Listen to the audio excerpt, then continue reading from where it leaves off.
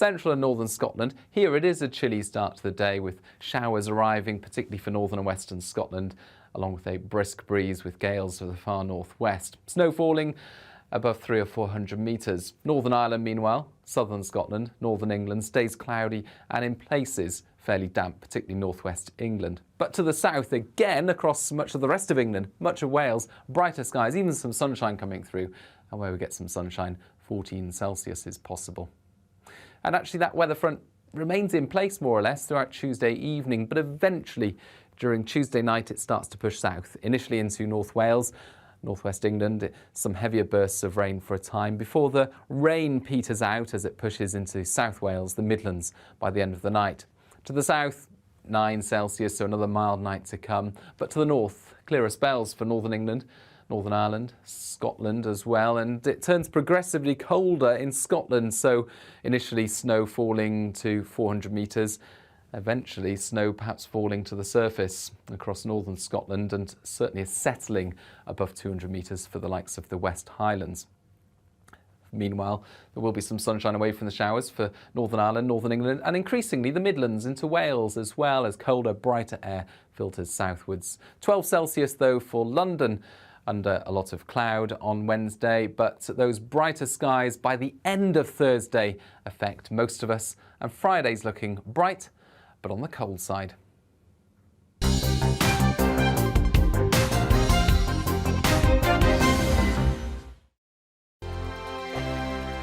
GB News is the UK's home of discussion and debate from all perspectives. To stay up to date on the latest stories, make sure that you subscribe to the GB News channel right here on YouTube. You can watch us live 24/7 across the whole world. You can also check out exclusive content and catch up on previous episodes of your favourite shows. Every day, we ask the questions that you'd ask, so why not add your voice to the conversation in the comments section? Don't forget to subscribe. We are GB News, Britain's news channel. Every night at 11 on GB News, we bring you the next day's stories the day before. It's basically like time travel. If it's a big story, we'll cover it, guaranteed. But we'll also have some fun along the way. Big opinions, big laughs. Sometimes big hair. This is Headliners, the paper review show that won't send you to sleep like the others will. 11 p.m, 7 nights a week. Join us.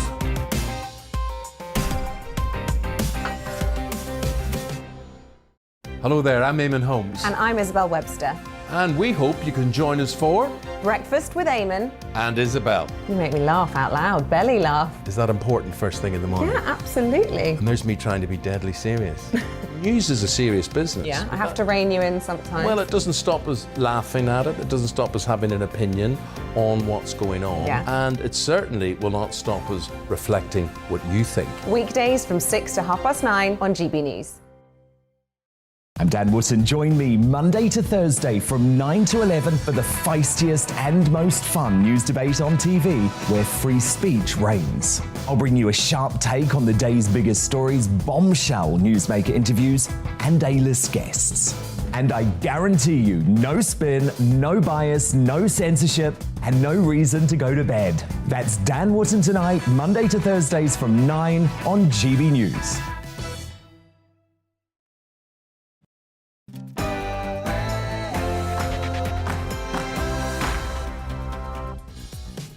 Good morning, this is To The Point on GB News with me, Mercy Muroki, and Tom Harwood this morning on your TV and radio. We're here until midday. Again, lots coming up from abuse of politicians to young scouts being asked about their gender, and we even have some live insects, Tom, in the studio today as we talk about changing diets. Blimey, you won't want to miss that. And as usual, we want to hear what you have to say on all of this. So get in touch with your views about anything we're talking about this morning by emailing gbviews@gbnews.uk. But before that, let's get you up to date on those latest headlines.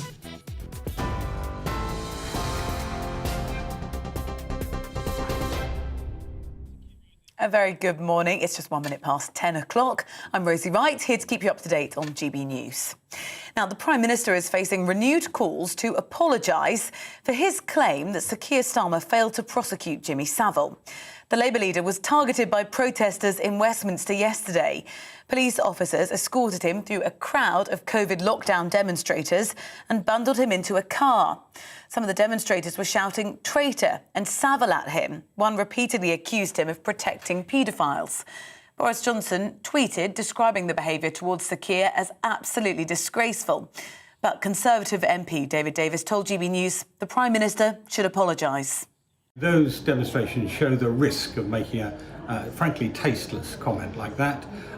Sir Keir Starmer's not guilty of anything in this respect. The Prime Minister should apologise for it, and frankly he should retract it. Boris Johnson has warned Russian President Vladimir Putin that Britain will not flinch as tensions between Russia and Ukraine continue. Writing in The Times, the Prime Minister says he's considering dispatching RAF Typhoon fighters and Royal Navy warships to support the NATO defence alliance. Well, it comes after President Biden threatened to halt completion of the Nord Stream 2 gas pipeline connecting Russia and Germany. Poland's Deputy Foreign Minister, Paweł Jablonski, told GB News that once operational, the pipeline would put Putin in a very strong position. President Putin does not understand the language of appeasement. He only understands the language of sanctions and of being consistent, of being persistent with our approach to him. And this pipeline, from the very beginning, has not been just a tool of delivering fuel, of delivering energy, delivering gas to Europe. It has always been a political tool, actually a tool of warfare. Pornography sites will soon be legally required to verify the age of their users under new rules. The online safety bill will require companies to put robust checks in place to stop children accessing harmful content. If websites don't comply, ministers say that Ofcom will be able to fine sites up to 10% of their annual global turnover or block their site in the UK. Now, a new government study suggests energy drinks could be harmful to children. The drinks are being linked to headaches, trouble sleeping and stomach problems. 1 in 3 young people drink caffeinated energy drinks in the UK. There are now calls to ban their sale to anyone under age 18. Women with an aggressive form of womb cancer could get access to new immunotherapy treatment on the NHS. Most women with endometrial cancer die within a year of diagnosis. A new drug, Gempril, is being billed as the first development in this area of medicine since the introduction of chemotherapy.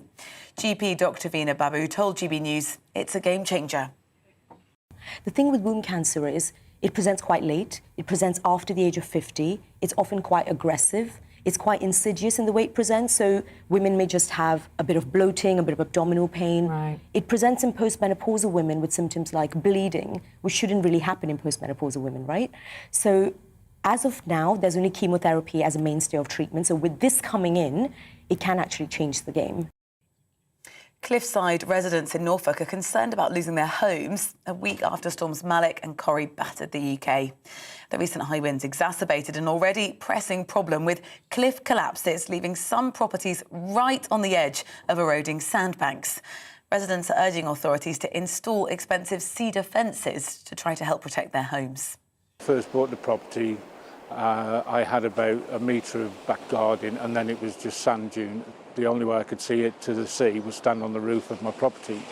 So that's all gone. I did have before a little solar light on the top of one of the fence posts and I would look out of the window every now and then to see if that light was still there. And if the light was there, I knew my fence was there and I was safe. The RSPCA has condemned a video of the West Ham defender, Kurt Zouma, apparently kicking and slapping a cat, describing it as very upsetting. Zouma apologised after the video surfaced online and West Ham say they'll deal with the matter internally. An RSPCA spokesperson said it was never acceptable to kick, hit or slap an animal for punishment or otherwise. They also reaffirmed their commitment to investigate any complaints of animal cruelty. A new study suggests getting an extra hour of sleep a night can help you lose weight. Researchers at the University of Chicago said it cuts around 270 calories off people's daily diets. That's the equivalent of about 3 chocolate biscuits. Now, over 3 years, that could lead to a weight loss of nearly 2 stone. You're up to date here on GB News. I'll keep you up to date across the day. Now let's head back to the point.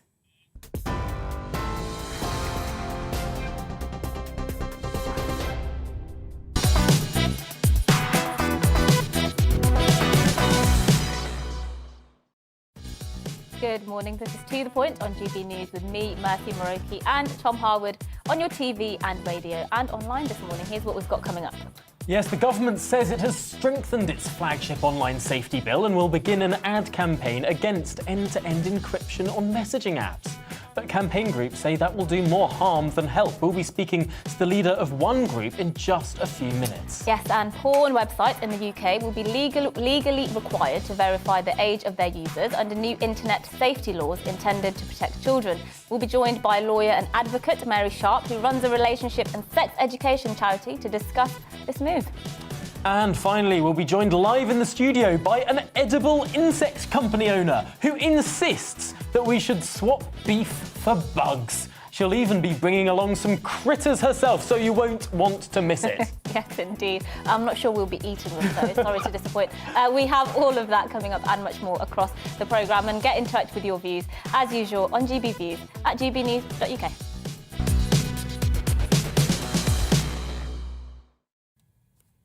Now, 2 people have been arrested after the Labour leader Sir Keir Starmer was swarmed by protesters yesterday. Police had to help Starmer escape after they surrounded him. Those protesters surrounded him, of course, as well as shadowing Foreign Secretary David Lammy near Parliament.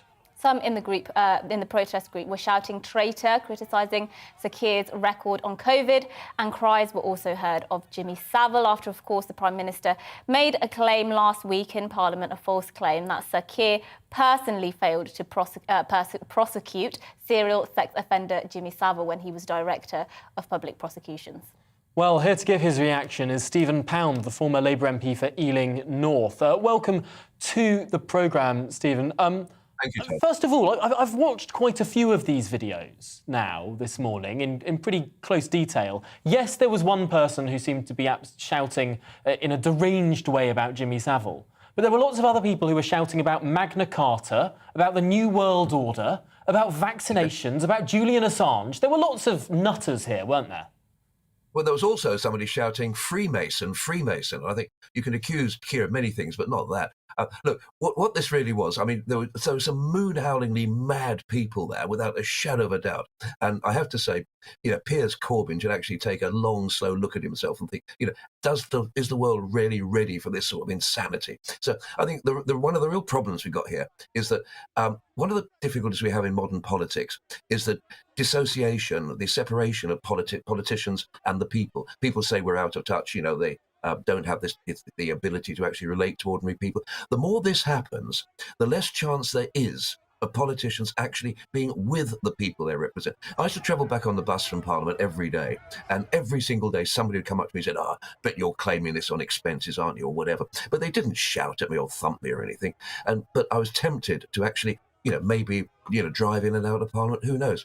The problem with this is that anybody's now going to say, why on earth should we risk being out on the street? And probably the maddest, the most loony thing was Piers Corbyn saying, but Keir Starmer deliberately came out there to provoke us. This is a setup. Was it a coincidence? I mean, dear God in heaven, I think that really takes howling at the moon beyond any sort of astral plane, in my opinion.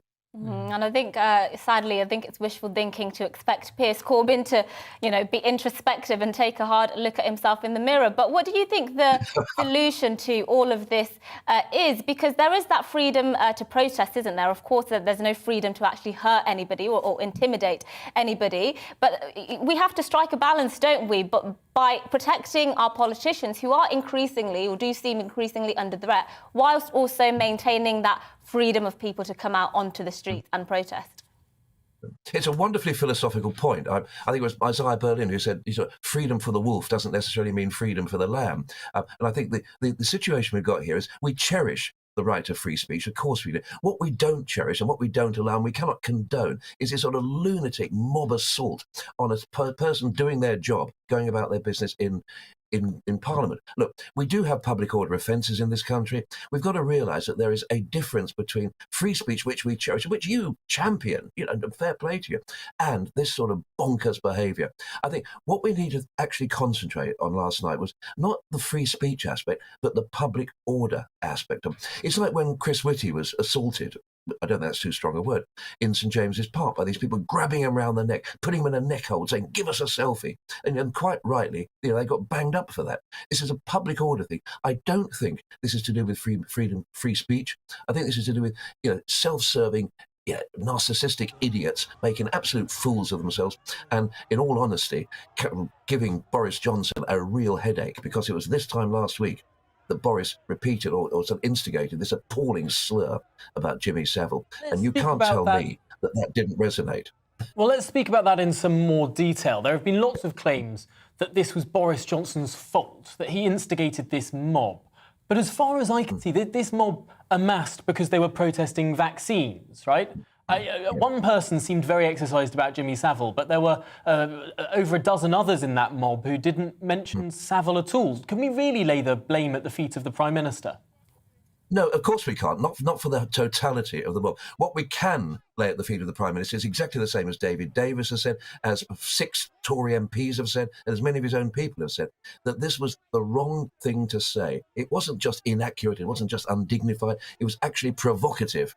And there are certain people who will actually accept that as a green light. Now, I take your point. This wasn't an entirely Jimmy Savile was not prosecuted demonstration. This did have every single, sort of 1,001, 57 at least varieties of lunacy. But I don't care what people say. What Boris Johnson said on the floor of the House that day took politics to a new low. It took it into a dark, deep, and really quite disgusting place. And I think that did actually stimulate some people. It's a bit like, Trump and January last year.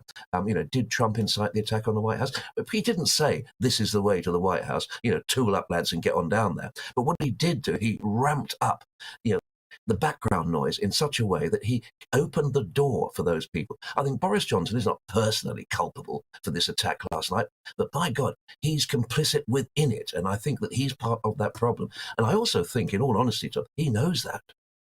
It's interesting. Is it Keir Starmer is someone on the floor of the House of Commons who has brought up his record as DPP many times. He's spoken about how he was responsible for every prosecution that occurred in the country, spoke about how under his watch terrorists were prosecuted, rapists were prosecuted, very, very bad people were prosecuted.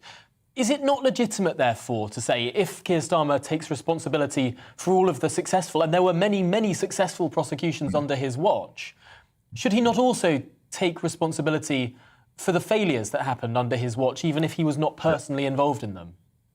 He should take responsibility, and he has taken responsibility, of the decisions that he took on his watch. I mean, I worked with him in Northern Ireland, and, he was an extraordinarily capable man who actually managed to sort of bridge the great traditional divides that we have in Northern Ireland.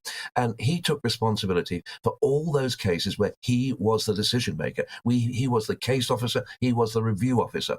In the case of Savile, he was none of those things. Now, you can say that ultimately power just drifts upwards until you find the person who's responsible. On that basis, the Queen is responsible because ultimately she's the boss of the whole organisation. You should say that any time anything goes wrong with any Conservative politician who gets up to something a bit outrageous, it's Boris Johnson's fault because he is at the top of that tree. I'm sorry. What you have to have is individual responsibility, individual culpability. I take your point, Tom, and it's actually a pretty good point, that Keir has actually said, I've done this is my backstory, these are my credentials. And, that is a two-edged sword. But I think in the case of Savile, nobody says for a moment that he was the review officer or he was the case officer or he was the decision maker. But he was the boss of those people. But should he have known every single thing? Do you know how many cases the DPP deals with every day? And, the reality is that I think you'd be pretty hard-pressed to lay that one at Keir's door. Well, Stephen Pound, we really appreciate your time here this morning on To The Point. Really crucial incident and story that has really set Westminster alight this morning. Thank you for your perspective on it. Thank you, Mercy. Thank you. Now, the government's online safety bill is one of the most far-reaching attempts to regulate harmful content online. But now privacy campaigners are calling on the government to end their, quote, war on end-to-end encryption in messaging apps. The government has previously reiterated the challenges encryption presents to tackling certain crimes, including online grooming and abuse of children. But Jim Killock from the Open Rights Group, which campaigns for digital rights and freedom, says that the government is using scare tactics and that encryption is actually vital for online safety. Yes, well, Jim joins us now. Thank you, Jim, for joining the show this morning. I just firstly want to ask you to explain in layman's terms what end-to-end encryption actually is and why you'd be opposed to the government sort of chipping away at end-to-end encryption. So end-to-end encryption is what happens on things like WhatsApp. You can read the message and the person who sent it can read it, but nobody else, including WhatsApp, can read it.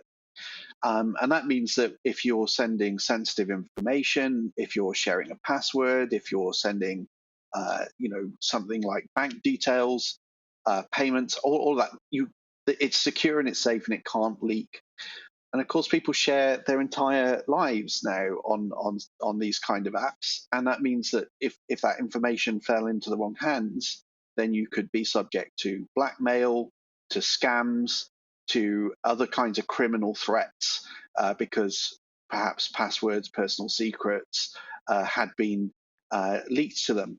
So end-to-end encryption protects you basically from the failures of companies in keeping your data safe because they simply don't have your data, and it keeps you safe from all kinds of other routine kind of criminal abuses. So that's what end-to-end encryption really provides people. It provides them safety from commercial exploitation and from criminal exploitation. Suppose if you open up a messaging service or anything else, it's not only the government who could then snoop in; it's nefarious actors. And I suppose the reason that encryption is a thing is that protects the communication between an individual and an individual, or an individual and a service, and it protects bank details. It protects all sorts of things that we want to be protected. By banning encryption, that would really make the internet really quite unsafe, would it not? Well, of course, the government is talking about end-to-end encryption for messaging products particularly. We have to say, they're not saying trying to dismantle the entire banking system. But even so, there is a lot of, there are millions, billions of messages sent between people that would be at risk if it was undermined. And the problem with trying to tamper with encryption is there isn't some kind of magic thing which says, well, we'll allow encryption to work for people who are good, but when people are bad, then encryption will stop working. And that's constantly what the government is trying to seek, a sort of magic technology which will somehow be able to be switched off whenever somebody is a bad person. And on top of that, they're talking about kind of trying to have pre-censorship mechanisms. So they want WhatsApp to be able to censor messages. And obviously the material they want to censor at this point is something nobody wants circulating. That's to say child abuse images. But the problem is once you've installed a censorship mechanism and a global product like WhatsApp, what will happen with Erdogan? What will happen with China? This will happen. This will be used to censor all kinds of things. Can I just ask, just very finally, we do have to finish now, sadly, but let me just ask you finally, the government's basically saying that this will actually protect children, so that's what they're sort of framing this as. It's going to protect children from online harms. What would be your response to that? Because some people might see that as worth it. Well, there are trade-offs in everything, but of course, if you remove encryption for everybody, that includes children. So children will also be at more risk of more kinds of online abuse and criminality as well. But also, I think when it comes down to it, we have to investigate paedophile rings by investigating paedophile rings. And the kinds of changes the government are seeking are not about criminal investigation. They're about, at this point, they're about censorship. And deleting material. And in some ways, you could view that as a safeguard for paedophiles because all that happens is their stuff gets deleted. I think you have to think about investigating them. There are great ways of doing that, but it isn't about tampering with encryption. Yeah, Jim Killock, thank you very much for your perspective this morning. It's such an important issue, and it can sound a bit out of reach to a lot of people, but it's something that really does affect our lives. Thank you for joining us this morning. Thank you. Well, after the break, the government has revived plans to make porn sites carry out age checks to prevent children from accessing pornography. Research has suggested that children as young as 7 are accessing porn. We'll be looking more into that very shortly after the weather. Hello again. A three-way split across the country today. Cloudy and mild in the south, showery but colder in the north, and in between across central parts, a large amount of cloud and some outbreaks of rain and drizzle. Because of this weather front, that's where the rain will be focused through the rest of the day, northern England into parts of Northern Ireland, southern Scotland and North Wales. But it's really staying where it is, and it divides the country between mostly cloudy but some brighter spells in the south, and brighter but also colder with some blustery showers for Scotland, parts of north of Northern Ireland, and those showers falling as snow above 300 or 400 metres. So feeling cold in the wind in the north, but mild where we get some brightness coming through in the south, even as high as 14 Celsius for the likes of London. And then into the evening, the cloudy damp zone in the middle becomes wetter for a time as some heavier bursts of rain push into parts of the Pennines, the Lake District, as well as Snowdonia, and the front slowly sips south. But we keep the mild air to the south, 8 or 9 Celsius through the night here. Colder for Scotland, Northern Ireland, the far north of England, and again, blustery showers. And it's turning colder, so that snow line is coming down, and that means we could even see sleet, hail, snow down to lower levels for central and northern Scotland during Wednesday. Certainly snow building up over any modest hills, really 200 metres and above. The cloud and outbreaks of rain sink south, and it'll be a damp day in places in the far south, but nothing particularly heavy, and it stays mild, 13 Celsius there. But in the north, across Wales, northern England, as well as Scotland and Northern Ireland, brighter skies. Some sunshine, however, it will feel cold. And the wind picks up further in the far north on Wednesday night and into the start of Thursday. Gales or severe gales for the Northern Isles for a time. And Thursday looks like a blustery day for all of us, but brighter skies are pushing south for Friday.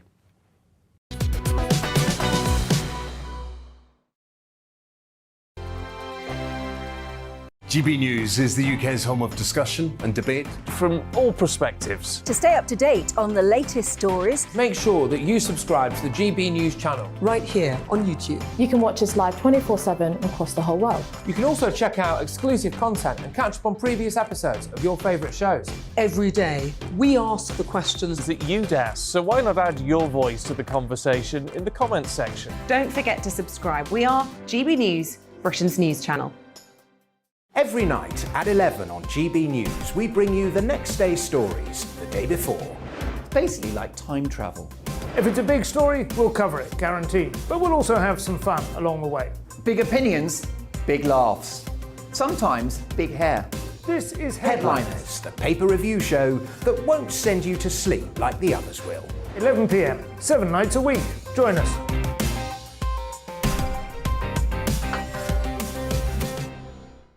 Hello there, I'm Eamon Holmes. And I'm Isabel Webster.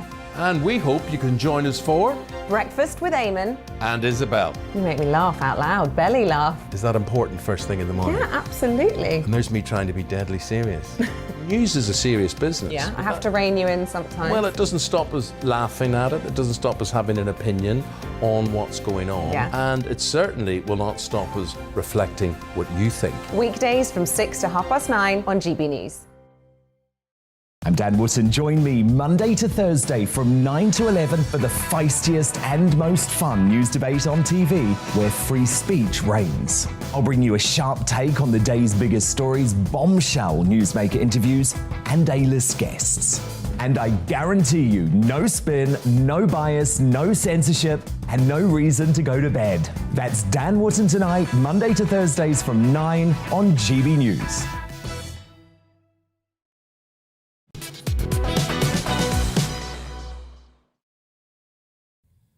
A very good morning to you. It's 10:25 and this is To The Point with me, Tom Harwood, and Mercy Muroki.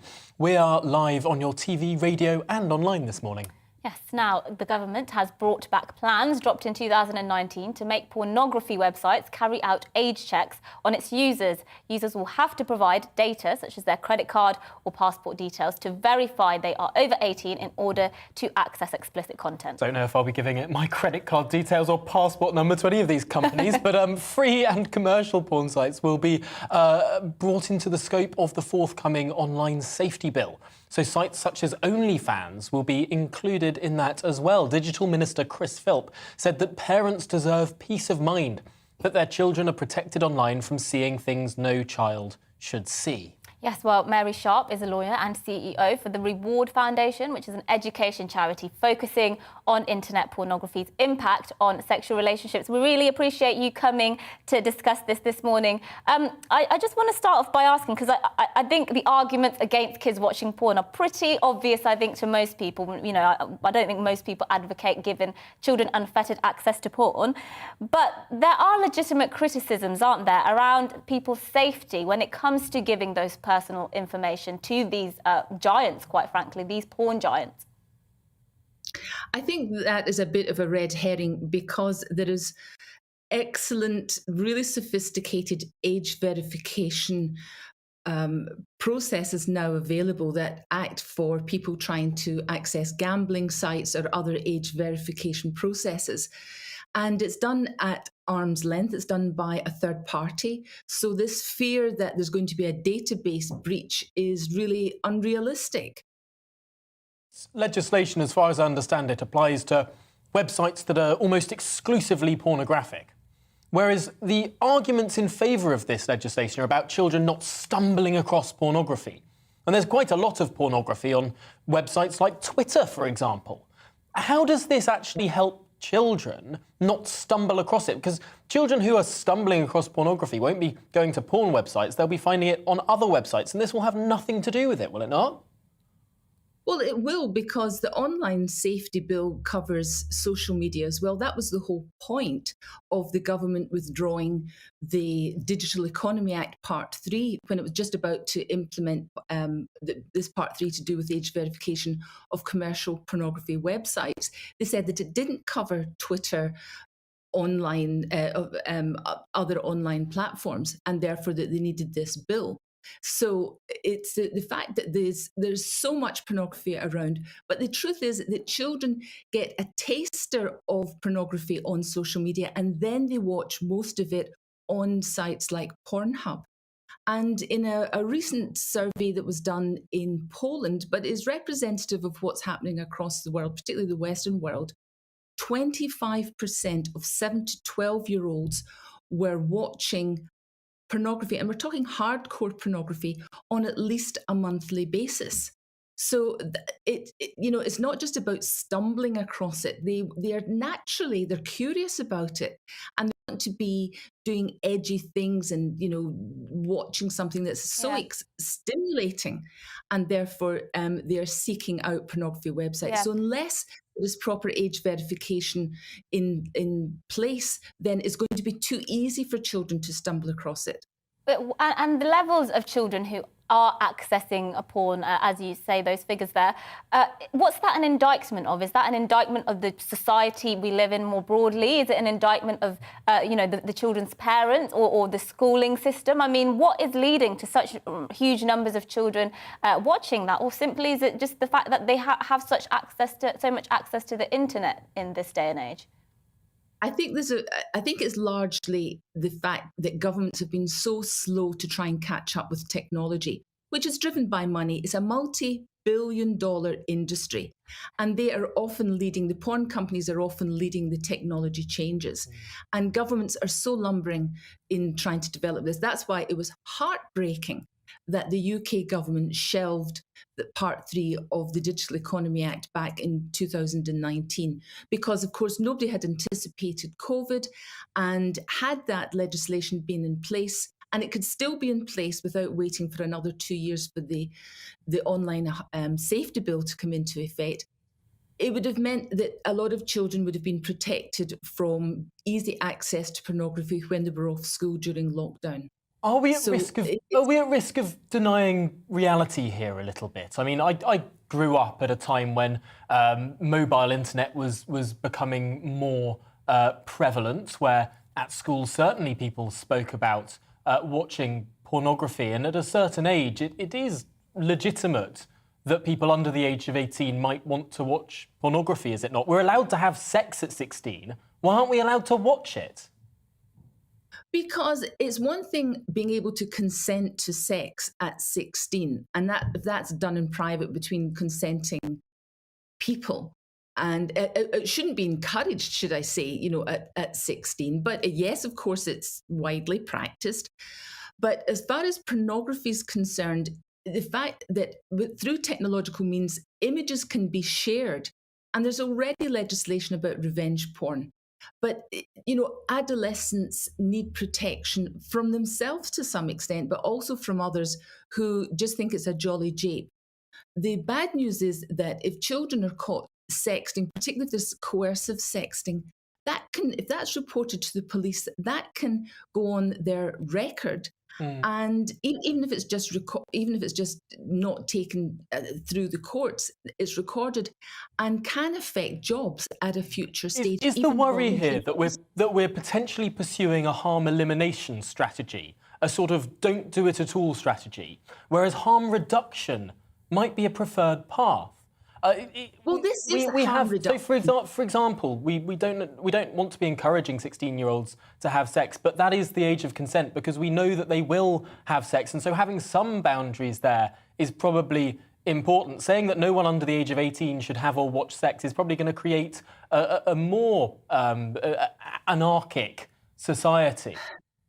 Nobody's pretending that kids, as soon as they hit puberty, and puberty starting earlier these days, from about 10 or 11, kids are, naturally curious about sex. They're programmed by millions of years of evolution to be curious about sex. So of course they're going to seek it out. The point is we need to educate parents and kids themselves about the harms of pornography. Now, hardcore pornography is not the same as sex. Sex is natural. But this manufactured violent pornography is distorting their brains to the extent that they're not interested in real sex or can't enjoy real sex. Now, that's heartbreaking. That is sex negative. That's not sex positive. So we can't ban porn, and nobody's trying to ban porn. We're just saying that we need to prevent children, particularly young children, from stumbling across pornography at an age where their brains are very vulnerable to mental health disorders, to depression, to social anxiety, and body image. Yeah, Mary, thank you so much, Mary Sharp, for talking to us about this really important issue. Thank you, lawyer and CEO there for the Reward Foundation. Interesting topic. I'm sure many of you have views about that, so do keep your views coming in, gbviews@gbnews.uk. But after the break, it's Children's Mental Health Week, so we're speaking to an expert on whether improvements can be made in the mental health system for kids. But before that, this morning's news.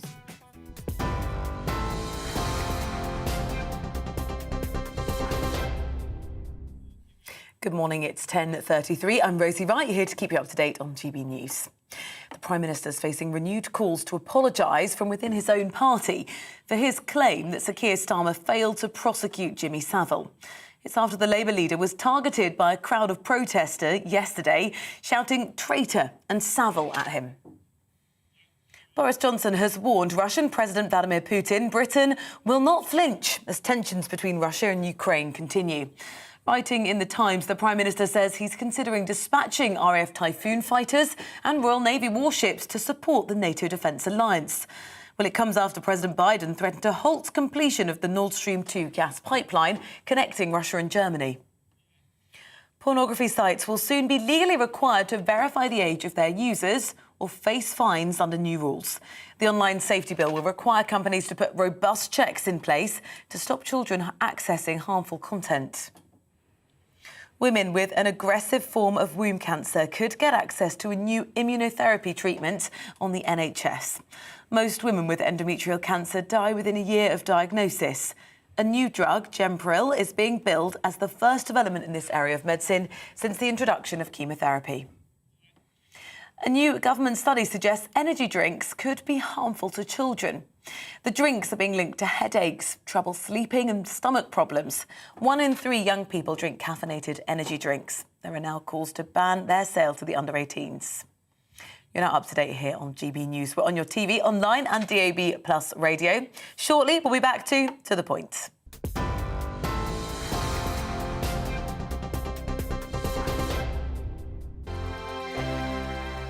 GB News is the UK's home of discussion and debate from all perspectives. To stay up to date on the latest stories, make sure that you subscribe to the GB News channel right here on YouTube. You can watch us live 24/7 across the whole world. You can also check out exclusive content and catch up on previous episodes of your favourite shows. Every day, we ask the questions that you'd ask, so why not add your voice to the conversation in the comments section? Don't forget to subscribe. We are GB News, Britain's news channel. Every night at 11 on GB News, we bring you the next day's stories the day before. Basically like time travel. If it's a big story, we'll cover it, guaranteed. But we'll also have some fun along the way. Big opinions, big laughs. Sometimes big hair. This is Headliners, the paper review show that won't send you to sleep like the others will. 11 p.m, 7 nights a week. Join us.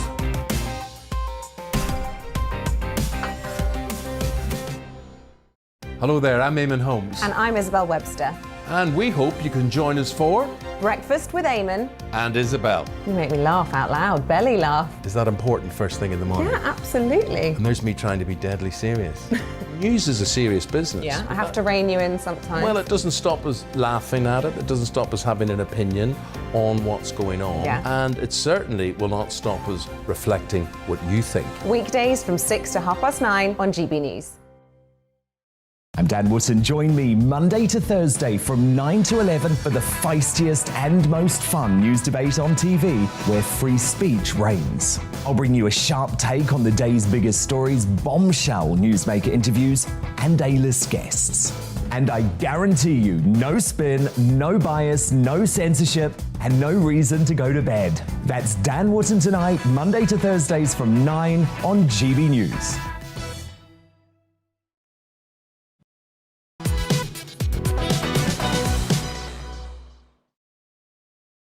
Good morning, it's 10:37 and this is To The Point with me, Mercy Muroki and Tom Harwood, live on your TV, radio and online this morning.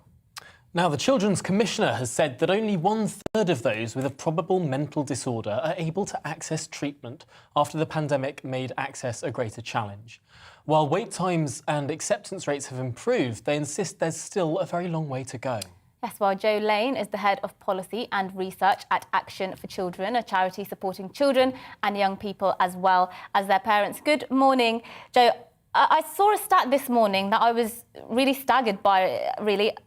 Overall, 500,000 children in England were referred to mental health services in 2020-21, 4% of all the children in the country. I mean, whilst 4% sounds small, I mean, that's a hell of a lot of children, isn't it?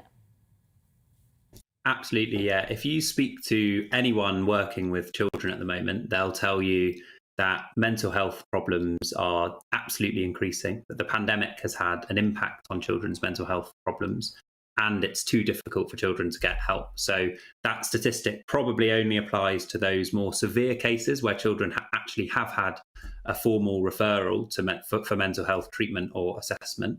There are many more children actually who have probable, display symptoms of things like depression or anxiety who actually aren't, don't even get to that referral point, and we're rationing that support that children need.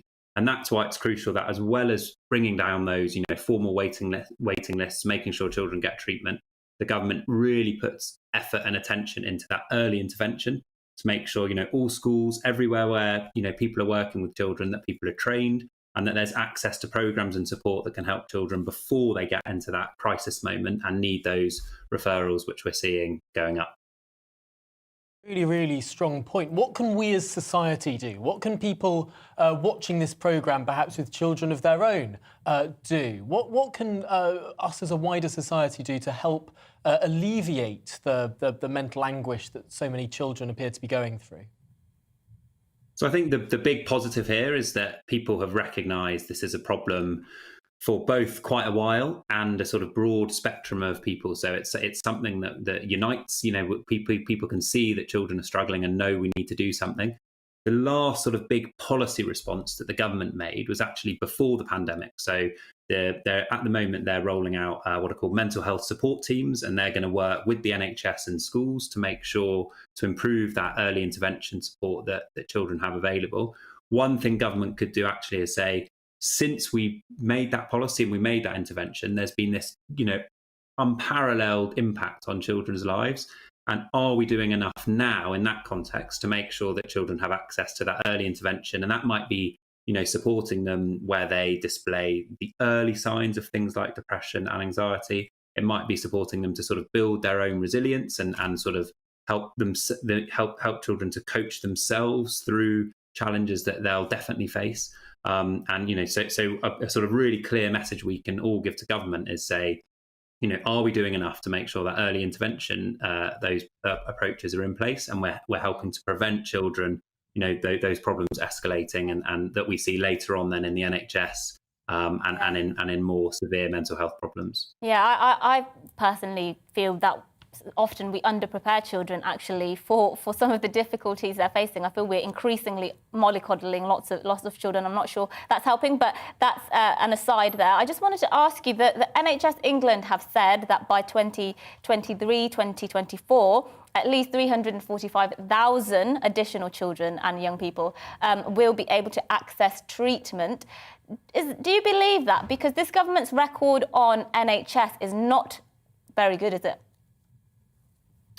Well, I'm definitely not an expert in the sort of NHS figures. I think in an ideal world, we wouldn't be treating more children for mental health problems in a few years. In an ideal world, we'll have improved our early intervention, approach and programs so that we're able to help more children, live their lives and grow up with better levels of mental health. But, given the trends we're seeing, it's absolutely positive that the government has committed to increasing mental health provision in the NHS. At the moment, we're waiting times are far too long for some children and in some areas. And so, what we'll do as an organisation is just, keep paying attention to those waiting times and try and hold the government to account that more children are getting access to the support they need.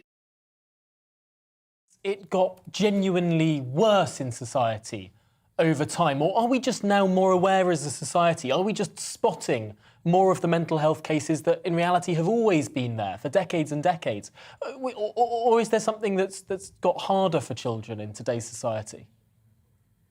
So I think all of those things are going on. There's multiple pieces of research that repeat similar types of questions and assessments over time that suggest that children's mental health and well-being is worsening. What we know as Action for Children is that our frontline services, so we deliver services in schools, something called the Blues programme, where children are assessed for their level of mental health, and also through our Parent Talk service, where parents get in touch with us, often one-to-one online, about concerns about their own children. And absolutely, if you speak to those frontline workers, they'll tell you that the challenges children are facing and the impact on their mental health have worsened in recent years. Well, it's Children's Mental Health Week this week, and that means that there'll be events and initiatives across the country. Where can people find out more? So definitely, the Action for Children website is and our sort of Parent Talk website will give people access to some information, particularly if they have concerns, and it will signpost them to support that they might need, or they might be able to suggest other people access. So, I would always say that's a good place to start.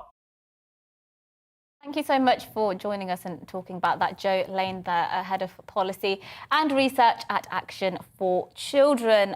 Really interesting subject, isn't it? Really important as well, because it's something that we don't talk about that much. We talk about mental health as a whole, but for children specifically, we think of children, you think of teenagers as just going through stuff. You don't necessarily think that there's going to be harder mental health issues under there. Indeed, and get in touch, let us know what you think about all that. I'm not sure I trust the NHS at this point in time to deliver on the government's promise. Well, I don't trust the government to deliver on their promises. From the NHS to porn, because a number of people have been writing in about that conversation that we had a few moments ago. Peter has written to say it's up to parents to decide what their children have access to. Politicians should concentrate on improving freedoms for the people who elected them. That being said, I'm not sure that as a child I would have particularly liked to speak to my parents Yeah. about pornography. That's the thing, isn't it? But I think when we spoke to our guest earlier about this, lawyer and advocate for against sort of children's access to porn and relationship education, I did mention, look, are the parents liable sometimes here when their children are accessing extreme porn? Because, you know, I think parents do have a responsibility, I mean, in this day and age, to keep a track of what their children are actually doing. So, but I think also in this conversation, we're saying everyone that is under the age of 18, we're treating them exactly the same. Yeah. We're treating an 11-year-old as if they're the same as a 17-year-old. Yeah. And to me, that's materially different. Yeah. And whilst, as a parent, I think it would be absolutely right to have extreme parental controls on children who are 11 years old, at 17, really restricting the I mean, internet? my sister was a mother by the time she was 17. So the idea that she can, you know, get pregnant and have a baby and then, but you know, she can't watch porn, it's not coherent. Whether it's right or wrong is a different question. But it's not coherent to sort of have the age of consent at 16 and then ban porn at 18. That's what I think anyway. But let us know what you think. GBViews at GBNews, GBViews at GBNews. That's GB News, not nudes. But moving from porn to bugs, because eating insects, such as crickets and worms, could help us save the planet as well as live healthier lives. Bugs are increasingly being promoted as an alternative protein source to meat. No, really. Yes. Well, some say they're nutritionally rich, better for the planet, require less energy, food to farm, which means they have a lower carbon footprint. But they were made illegal edible insects in the UK on January the 1st this year. So there's a big question around whether we will ever get the chance to try some, although many people probably think that's a good thing. Well, Tiziana Di Costanzo is the co-founder of Horizon Edible Insects, an urban edible insects farm in West London. And I'm delighted to say that she joins us here in the studio and has brought along some treats today. Welcome to the programme. Thank you very much. Thanks for the wonderful introduction.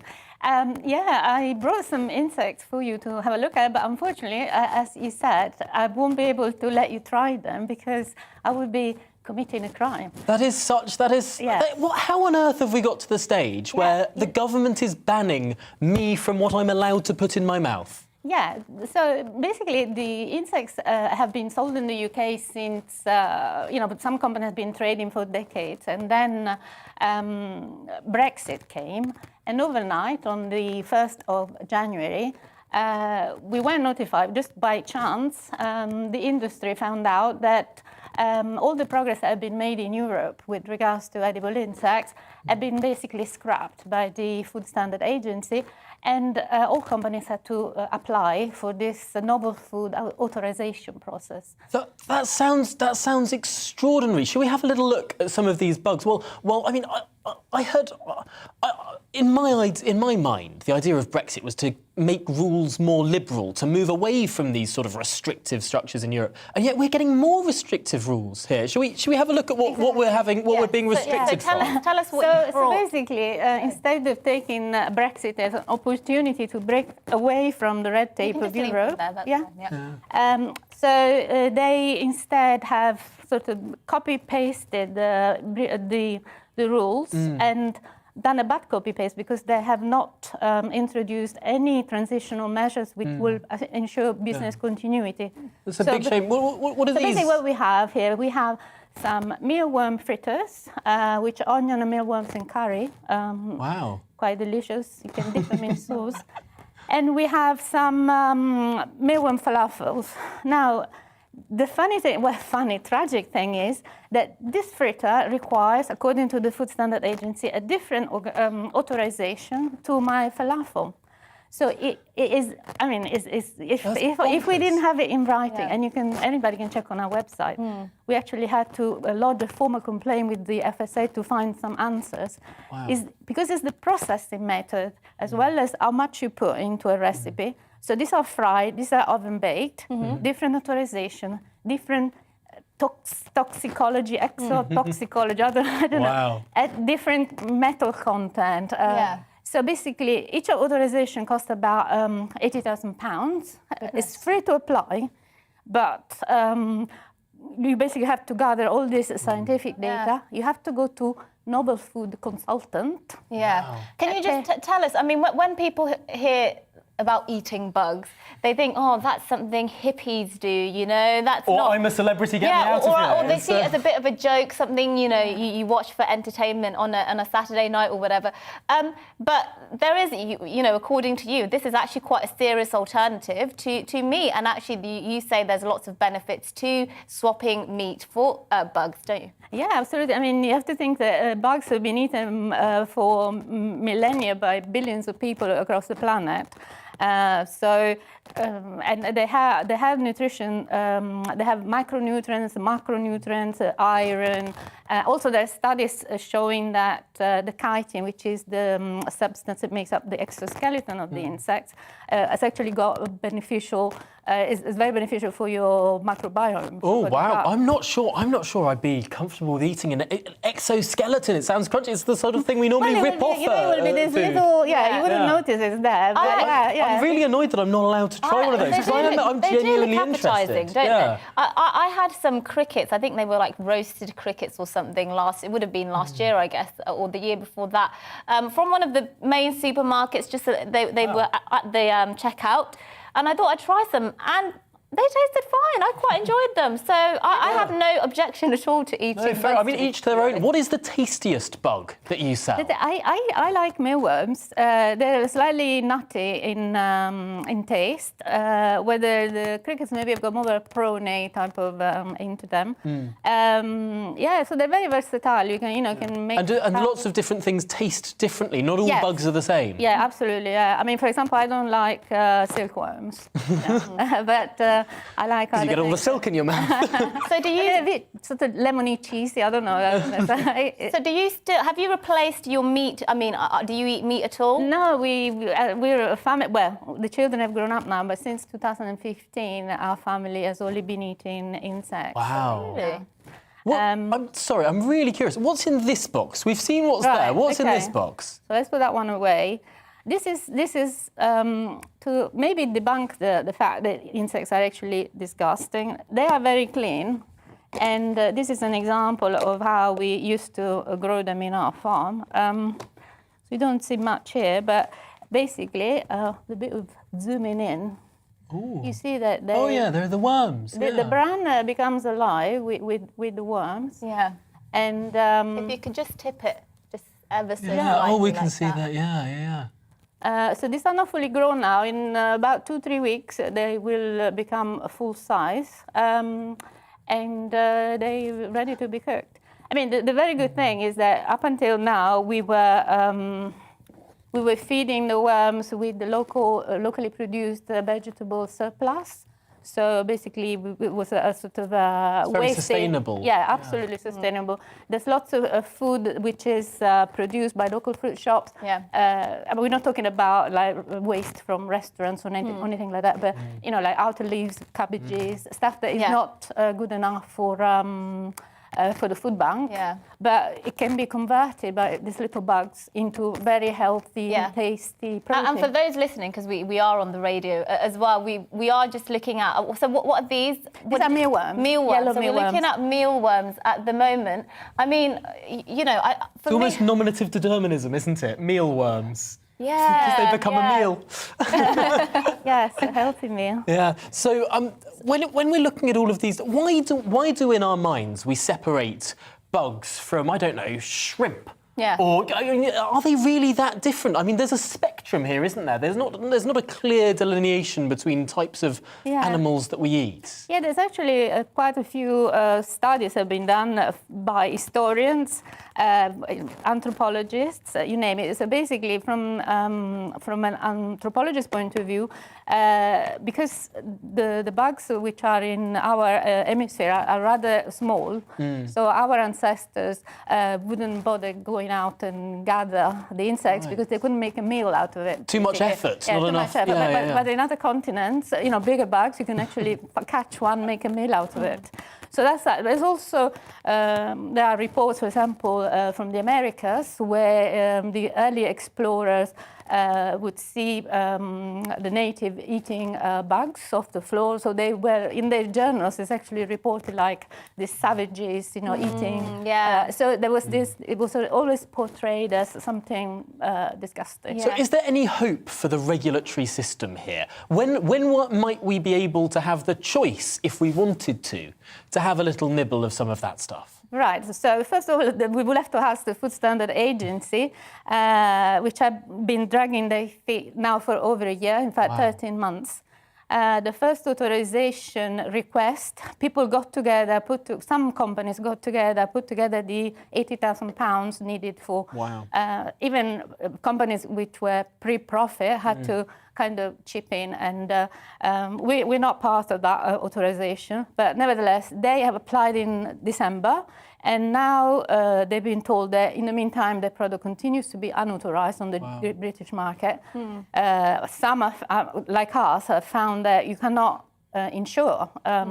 So liability insurance are out of the window. We can't insure our products anymore. So we really hope that, the Food Standard Agency comes to their sense. Well, best of luck to you, because of course, anything that doesn't kill you, I think you should be allowed to have, really. Well, maybe we should start a GB News campaign, free the bugs. I'm not sure how... We have one, actually. We have hashtag bring back crickets. Hashtag bring back crickets. You heard it here. Get involved if you'd like the option to maybe try one or two of these things. Thank you so much for coming in. It's been an absolute delight to see all of this stuff. It's been grand. Thanks very much. Diana De Constanzo, who's the co-founder of Horizon Edible Insects. Do you know what? I've never seen you as enthusiastic about anything else other than politics. Other than politics, I think I found your second most exciting topic to discuss. Well, I mean, just anything that we can legalise. That's. I think generally we should legalise a few dozen things a year just for the fun of it. Said like a true libertarian. Well, that is it for us for this hour, but we will be back, of course, for another one very shortly. Keep all your thoughts coming into us. gbviews@gbnews.uk. See you in a moment. Hello again. A three-way split across the country today. Cloudy and mild in the south, showery but colder in the north, and in between across central parts, a large amount of cloud and some outbreaks of rain and drizzle. Because of this weather front, that's where the rain will be focused through the rest of the day, northern England into parts of Northern Ireland, southern Scotland and North Wales. But it's really staying where it is, and it divides the country between mostly cloudy, but some brighter spells in the south, and brighter, but also colder, with some blustery showers for Scotland, parts of Northern Ireland, and those showers falling as snow above 300 or 400 metres. So feeling cold in the wind in the north, but mild where we get some brightness coming through in the south, even as high as 14 Celsius for the likes of London. And then into the evening, the cloudy damp zone in the middle will become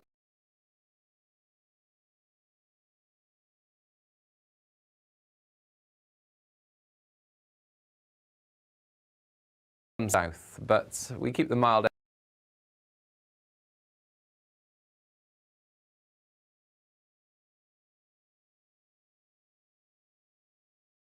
airs coming down, and that means we could even see sleet, hail, snow down to lower levels for central and northern Scotland during Wednesday. Certainly snow building up over any modest hills, really 200 metres and above.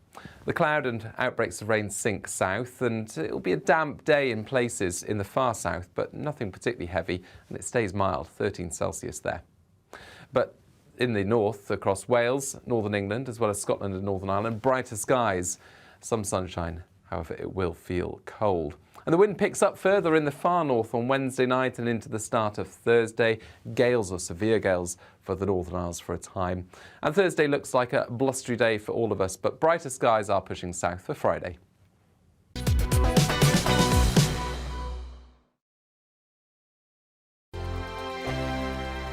GB News is the UK's home of discussion and debate from all perspectives. To stay up to date on the latest stories, make sure that you subscribe to the GB News channel right here on YouTube. You can watch us live 24/7 across the whole world. You can also check out exclusive content and catch up on previous episodes of your favourite shows. Every day, we ask the questions that you'd ask, so why not add your voice to the conversation in the comments section? Don't forget to subscribe. We are GB News, Britain's news channel. Every night at 11 on GB News, we bring you the next day's stories the day before. It's basically like time travel. If it's a big story, we'll cover it, guaranteed. But we'll also have some fun along the way. Big opinions, big laughs. Sometimes big hair. This is Headliners, the paper review show that won't send you to sleep like the others will. 11 p.m, 7 nights a week. Join us.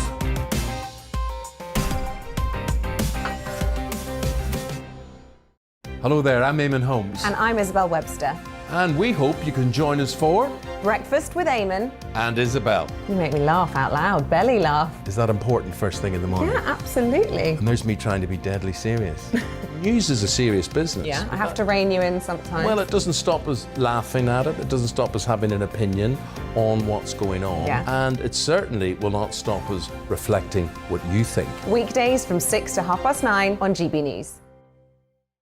I'm Dan Wootton. Join me Monday to Thursday from 9 to 11 for the feistiest and most fun news debate on TV, where free speech reigns. I'll bring you a sharp take on the day's biggest stories, bombshell newsmaker interviews, and A-list guests.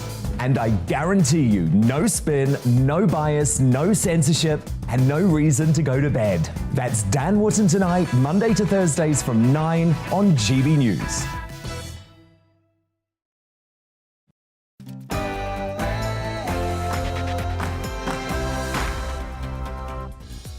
Good morning to you. This is To The Point on GB News with me, Tom Harwood, and Mercy Muroki. We're on your TV, your radio, and of course online as well. We're here for you for the next hour, right up until midday, with a show full of big stories, lots of discussion on all those issues that matter to you. Yes, and we'll be getting to your views as well, so keep them coming in on GB Views at gbnews.uk. We'll get to those very shortly, but first, the latest news.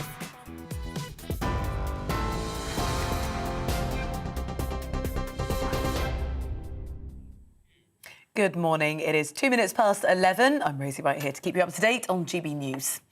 The Prime Minister is facing renewed calls to apologise for his claim that Sir Keir Starmer failed to prosecute Jimmy Savile. It's after the Labour leader was targeted by a crowd of lockdown protesters yesterday, shouting traitor and Savile at him. One repeatedly accused him of protecting paedophiles. At least 6 Conservatives, including a former Cabinet Minister, have linked the harassment to Boris Johnson's claim. The Prime Minister tweeted describing the behaviour towards Sir Keir Starmer as absolutely disgraceful. Former Shadow Minister Stephen Pound told GB News that the Prime Minister, what he said was provocative. What Boris Johnson said on the floor of the House that day took politics to a new low. It took it into a dark, deep and really quite disgusting place. And I think that did actually stimulate some people. I think Boris Johnson is not personally culpable for this attack last night, but by God, he's complicit within it. And I think that he's part of that problem. And I also think, in all honesty, he knows that. Boris Johnson has warned the Russian President Vladimir Putin that Britain will not flinch as tension between Russia and Ukraine continues. Writing in The Times, the Prime Minister says he's considering dispatching RAF Typhoon fighters and Royal Navy warships to support the NATO defence alliance. He comes after President Biden threatened to halt completion of the Nord Stream 2 gas pipeline connecting Russia and Germany. Poland's Deputy Foreign Minister, Paweł Jablonski, told GB News that once operational, the pipeline would put Putin in a very strong position. Mr. Putin does not understand the language of appeasement. He only understands the language of sanctions and of being consistent, of being persistent with our approach to him. And this pipeline, from the very beginning, has not been just a tool of delivering fuel, of delivering energy, delivering gas to Europe. It has always been a political tool, actually a tool of warfare. Pornography sites will soon be legally required to verify the age of their users under new rules. The online safety bill is going to require companies to put robust checks in place to stop children accessing harmful content. If websites don't comply, ministers say that Ofcom will be able to fine sites up to 10% of their annual global turnover or block their site in the UK. Will Gardner is director of the Safer Internet Centre. He told us this bill will help protect children. This rule will prevent accidental exposure to young people to this type of content. And we know the majority of young people who come across this content do it unintentionally. There's research that backs that up. So that is what this rule is there to help protect those children who are not wanting to look at pornography but end up looking at it. For those children who want to look at it, that's a different conversation. A new government study suggests energy drinks could be harmful to children. The drinks are being linked to headaches, trouble with sleeping and stomach problems. 1 in 3 young people drink caffeinated energy drinks in the UK. There are now calls to ban their sale to anyone under 18. Women with an aggressive form of womb cancer could get access to new immunotherapy treatment on the NHS. Most women with endometrial cancer die within a year of diagnosis. A new drug, Gempril, is being billed as the first development in this area of medicine since the introduction of chemotherapy. Cliffside residents in Norfolk are concerned about losing their homes a week after storms Malik and Corrie battered the UK. The recent high winds exacerbated an already pressing problem with cliff collapses, leaving some properties right on the edge of eroding sandbanks. Well, residents are urging authorities to install expensive cedar fences to try to help protect their homes. First bought the property, I had about a metre of back garden and then it was just sand dune. The only way I could see it to the sea was stand on the roof of my property, so that's all gone. I did have before a little solar light on the top of one of the fence posts, and I would look out of the window every now and then to see if that light was still there, and if the light was there I knew my fence was there and I was safe. The RSPCA has condemned a video of West Ham defender Kurt Zuma apparently kicking and slapping a cat, describing it as very upsetting. Zuma apologised after the video surfaced online, and West Ham say they'll deal with the matter internally. An RSPCA spokesperson said it was never acceptable to kick, hit or slap an animal for punishment or otherwise. They also reaffirmed their commitment to investigate any complaints of animal cruelty.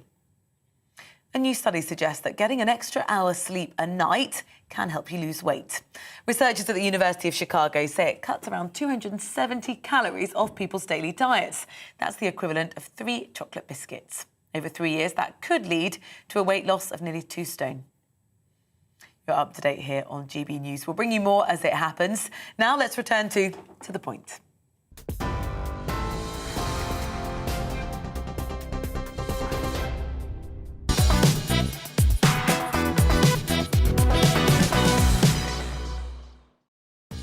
A very good morning to you. This is To The Point on GB News with me, Tom Harwood, as well as Mercy Muroki on your TV, radio and online. We're here for another 50 minutes this morning. Here's what's coming up. Yes, the Met Police are once again coming under fire. In the latest development, the daughter of comedian Des O'Connor has launched a legal battle against the Met after a police officer made sexual advances against her and kept his job. We'll be discussing that in just a few moments. That's allegedly, of course, and the number of civil servants earning more than £200,000 has more than tripled over the past 10 years. But is it right for civil servants to be paid such huge amounts of money? We'll discuss whether the taxpayer is getting value for their cash. Yes, and is it right to quiz kids as young as 11 about their gender identity? Well, some Scout bosses are saying yes. That's despite some critics, including one MP, branding the move woke nonsense. We'll get the latest and we'll be asking for your opinion, and no doubt we'll be giving our opinion on that as well. Well, we have all of that coming up and so much more across the programme, so please remember to get in touch with your views. We love reading them out. You can do so by emailing gbviews@gbnews.uk. That's gbviews@gbnews.uk.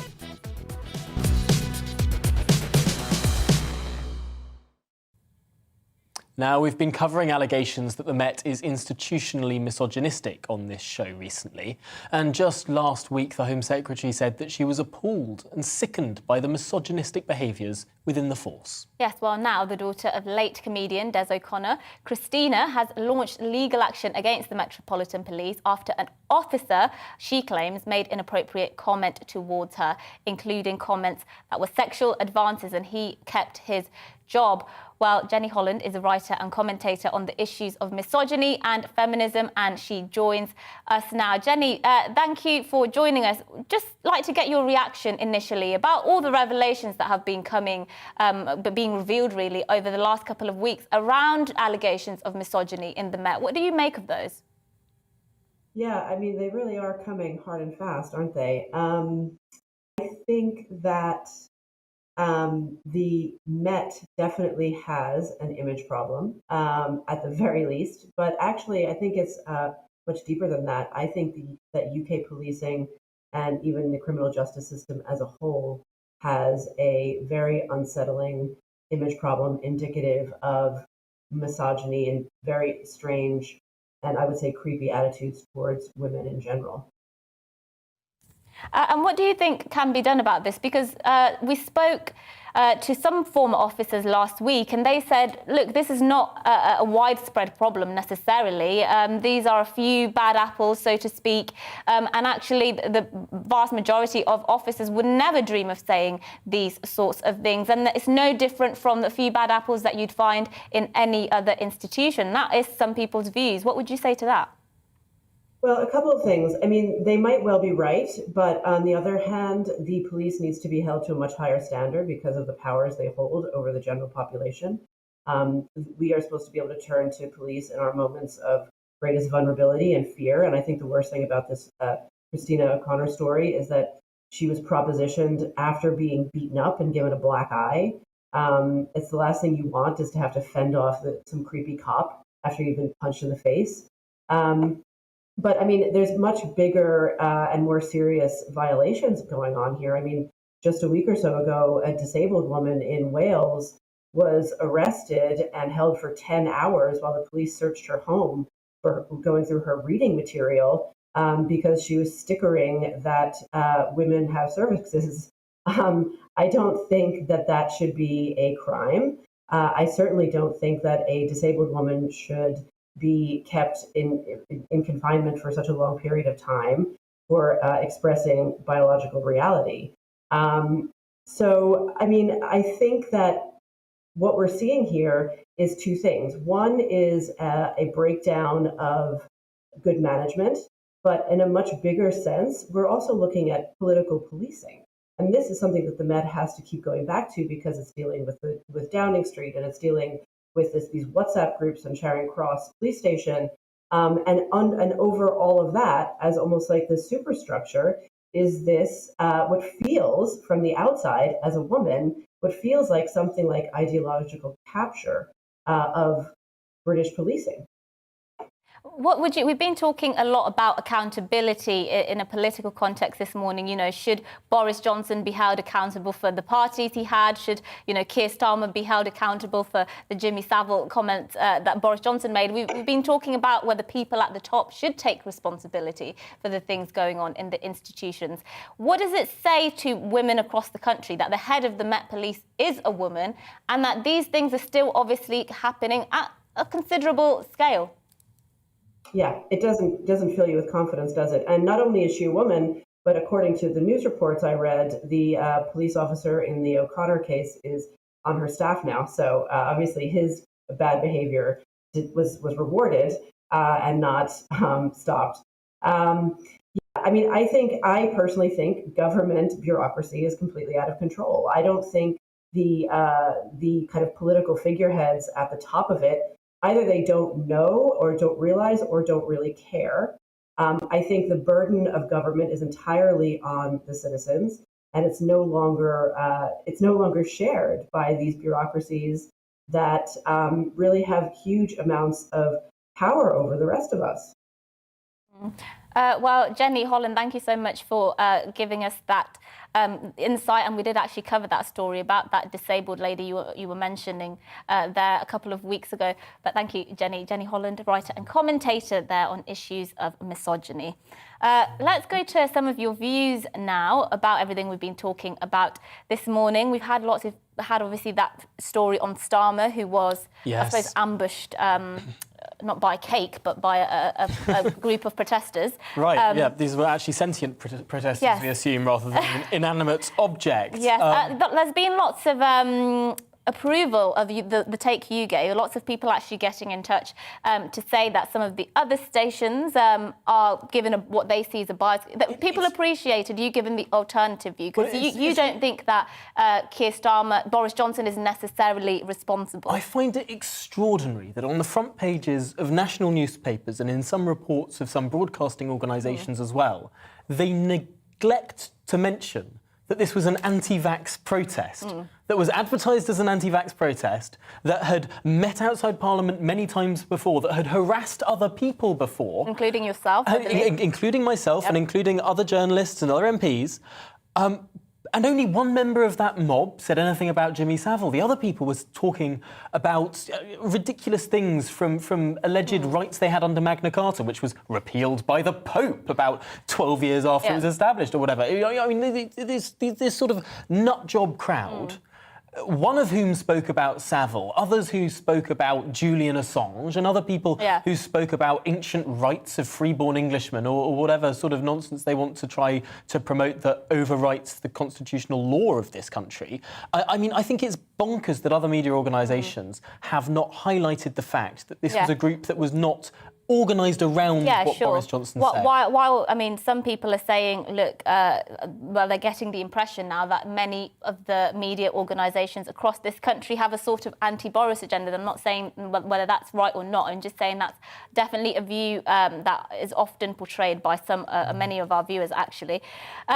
We also spoke about, of course, porn access. We did. The government is intending to put not a ban, I suppose, but they're age verification an effective checks. Ban for porn, people watching porn under the age of 18. So they'd be putting their details in, their credit card or passport to prove they're 18. Do you know one of these things about this? The number of stories I've seen in the press of some 4-year-old getting hold of mum or dad's credit card and spending 200 quid on some app, buying jewels or upgrade points or whatever it is. Yeah. If 4-year-olds can put in credit card details to various apps, surely they can do the same for these websites. I mean, I know certainly my daughter would be able to. I think she's probably better at tech than me, to be honest. The amount of incredible things that kids are able to do on their devices these days is astonishing. But I actually have lots of parental security stuff set up. See, you're savvy. Tablet. Some parents might not be. Savvy. But shall we see what some people have written in to talk about this?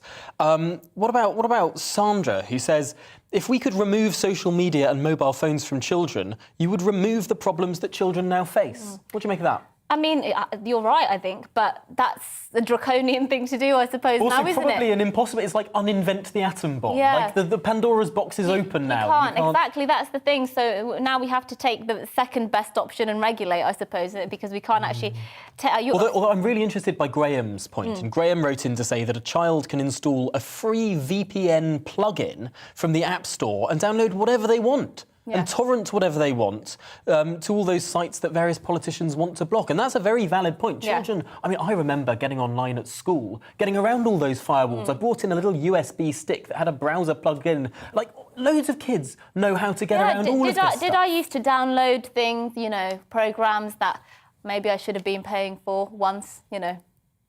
It was easy to do. That's my point. It's easy to do these. I'm sure many people did do this, and I think that sometimes we want to think that there's this perfect solution that will just get rid of all these problems and have no unintended consequences whatsoever, and not drive anyone to darker corners. Pirating music and films was huge. Kids used to do it all the time. When we used to Bluetooth things across from our unsmart phones from one to the other. That was. So yeah, lots of ways to get around this block. That's what we are saying. But anyway, coming up, we'll be talking about civil service pay. Civil servants getting paid more than £200,000 has tripled over the last 10 years, and we'll be talking about that and asking your views on that. That's after this break. Hello again. A three-way split across the country today. Cloudy and mild in the south, showery but colder in the north, and in between across central parts, a large amount of cloud and some outbreaks of rain and drizzle. Because of this weather front, that's where the rain will be focused through the rest of the day, northern England into parts of Northern Ireland, southern Scotland and North Wales. But it's really staying where it is, and it divides the country between mostly cloudy but some brighter spells in the south, and brighter but also colder with some blustery showers for Scotland, parts of north of Northern Ireland, and those showers falling as snow above 300 or 400 metres. So feeling cold in the wind in the north, but mild where we get some brightness coming through in the south, even as high as 14 Celsius for the likes of London. And then into the evening, the cloudy damp zone in the middle becomes wetter for a time as some heavier bursts of rain push into parts of the Pennines, the Lake District, as well as Snowdonia, and the front slowly sips south. But we keep the mild air to the south, 8 or 9 Celsius through the night here. Colder for Scotland, Northern Ireland, the far north of England. And again, blustery showers. And it's turning colder, so that snow line is coming down, and that means we could even see sleet, hail, snow down to lower levels for central and northern Scotland during Wednesday. Certainly snow building up over any modest hills, really 200 metres and above. The cloud and outbreaks of rain sink south, and it'll be a damp day in places in the far south, but nothing particularly heavy, and it stays mild, 13 Celsius there. But in the north, across Wales, northern England, as well as Scotland and Northern Ireland, brighter skies. Some sunshine, however, it will feel cold. And the wind picks up further in the far north on Wednesday night and into the start of Thursday. Gales or severe gales for the Northern Isles for a time. And Thursday looks like a blustery day for all of us, but brighter skies are pushing south for Friday.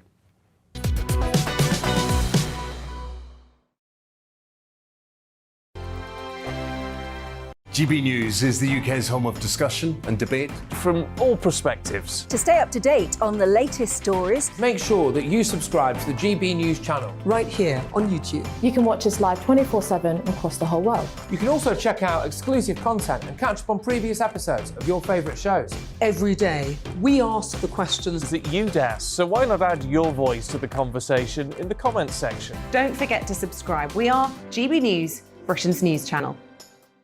Every night at 11 on GB News, we bring you the next day's stories the day before. It's basically like time travel. If it's a big story, we'll cover it, guaranteed. But we'll also have some fun along the way. Big opinions, big laughs. Sometimes big hair. This is Headliners, the paper review show that won't send you to sleep like the others will. 11 p.m, 7 nights a week. Join us.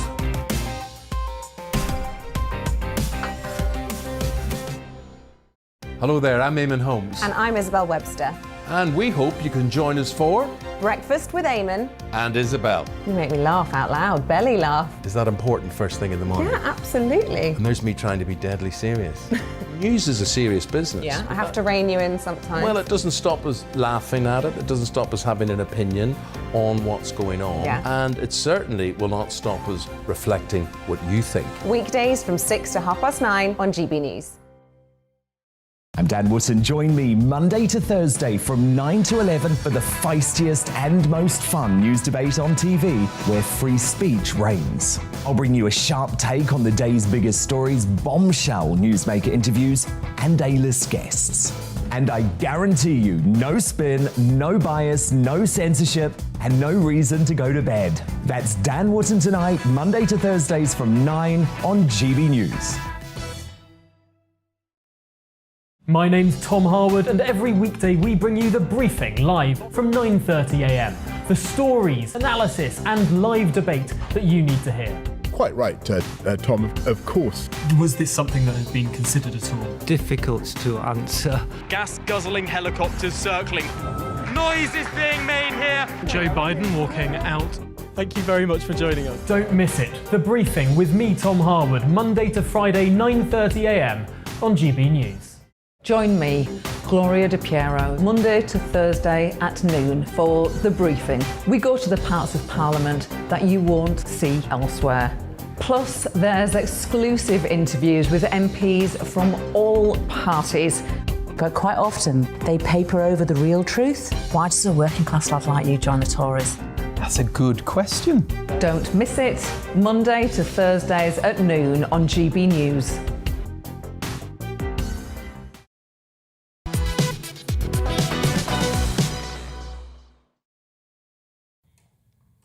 Welcome back. You're watching To The Point here on GB News. It's 11:23 and I'm with Tom Harwood this morning. We're live on your TV and radio. That's right. Now, the number of civil servants earning more than £200,000 a year has more than tripled over the past 10 years. Now, that's considerably more than inflation, I'd guess. 100 individuals, in fact, 404 civil service mandarins, earn more than Boris Johnson's claimed salary of £155,000 a year. Yes, well, the average salary of senior civil servants is £175,000. The average salary of the taxpayers paying their wages, meanwhile, is just over £31,000. Well, Jo Ventry is the digital campaign manager at the Taxpayers Alliance, a think tank that campaigns for low-tax society, and is with us now. Welcome to the programme. I suppose starting off, shouldn't the civil service have some of the best people? I often complain about the civil service, the culture, the clocking off at 4 p.m, the not working hard, the wanting to stay working at home all the time. A lot of civil service places, actually, people not going into the offices. Surely, if we want the best people working for the government, we have to pay them market rates. Well, it's a fair argument, Tom. And I mean, first of all, thank you both for having me on this morning. But, you know, I think we'll often hear civil servants defend these pay levels by claiming the need to attract high caliber employees. But, you know, let's not forget there are many additional perks, if you like, for working in the public sector. I mean, we're talking about very generous pensions, better annual leave entitlement, more maternity leave. You know, I think it's right that we do want the best people in these roles, but the salary is just one part of it. And I now think there's very clearly an unfair balance which does need to be redressed. We've just had an email here from one of our viewers or listeners, Sue, who says nobody in the public sector should ever be paid more than the Prime Minister. If he's expected to run the country on less than 200,000, then others can run departments on this. She's got a point, hasn't she? Well, yes, you know, I do think these figures are bound to shock taxpayers, particularly those in the private sector who are now facing a very substantial cost of living crisis, whilst, of course, earning around 7.5% less on average than their public sector counterparts. And, of course, as we just mentioned, they don't get to enjoy many of those additional perks. But I think if we see things carrying on the way they are, we're going to see standards of living decline for ordinary households across this country, while senior civil servants continue to rake in these enormous sums. And that's off the back of a 70-year high tax burden, no less. I just fail to see how that is a fair deal. And I think it's really time for ministers to start reining in these pay packets and cutting taxpayers a better deal. It is really, really frightening that we have the highest tax burden in 70 years, since the Attlee government, if I remember correctly. It was really quite extraordinary that we're getting to that point as a society. I wonder, however, though, how much of this is necessarily to do with how much of the civil service pay bill for us is to do with individuals and more to do with how many civil servants there are? To some extent, would it not be good to hire some really brilliant people, potentially on high wages, in order to do the jobs of 2 or 3 people and let others go? Could that save money?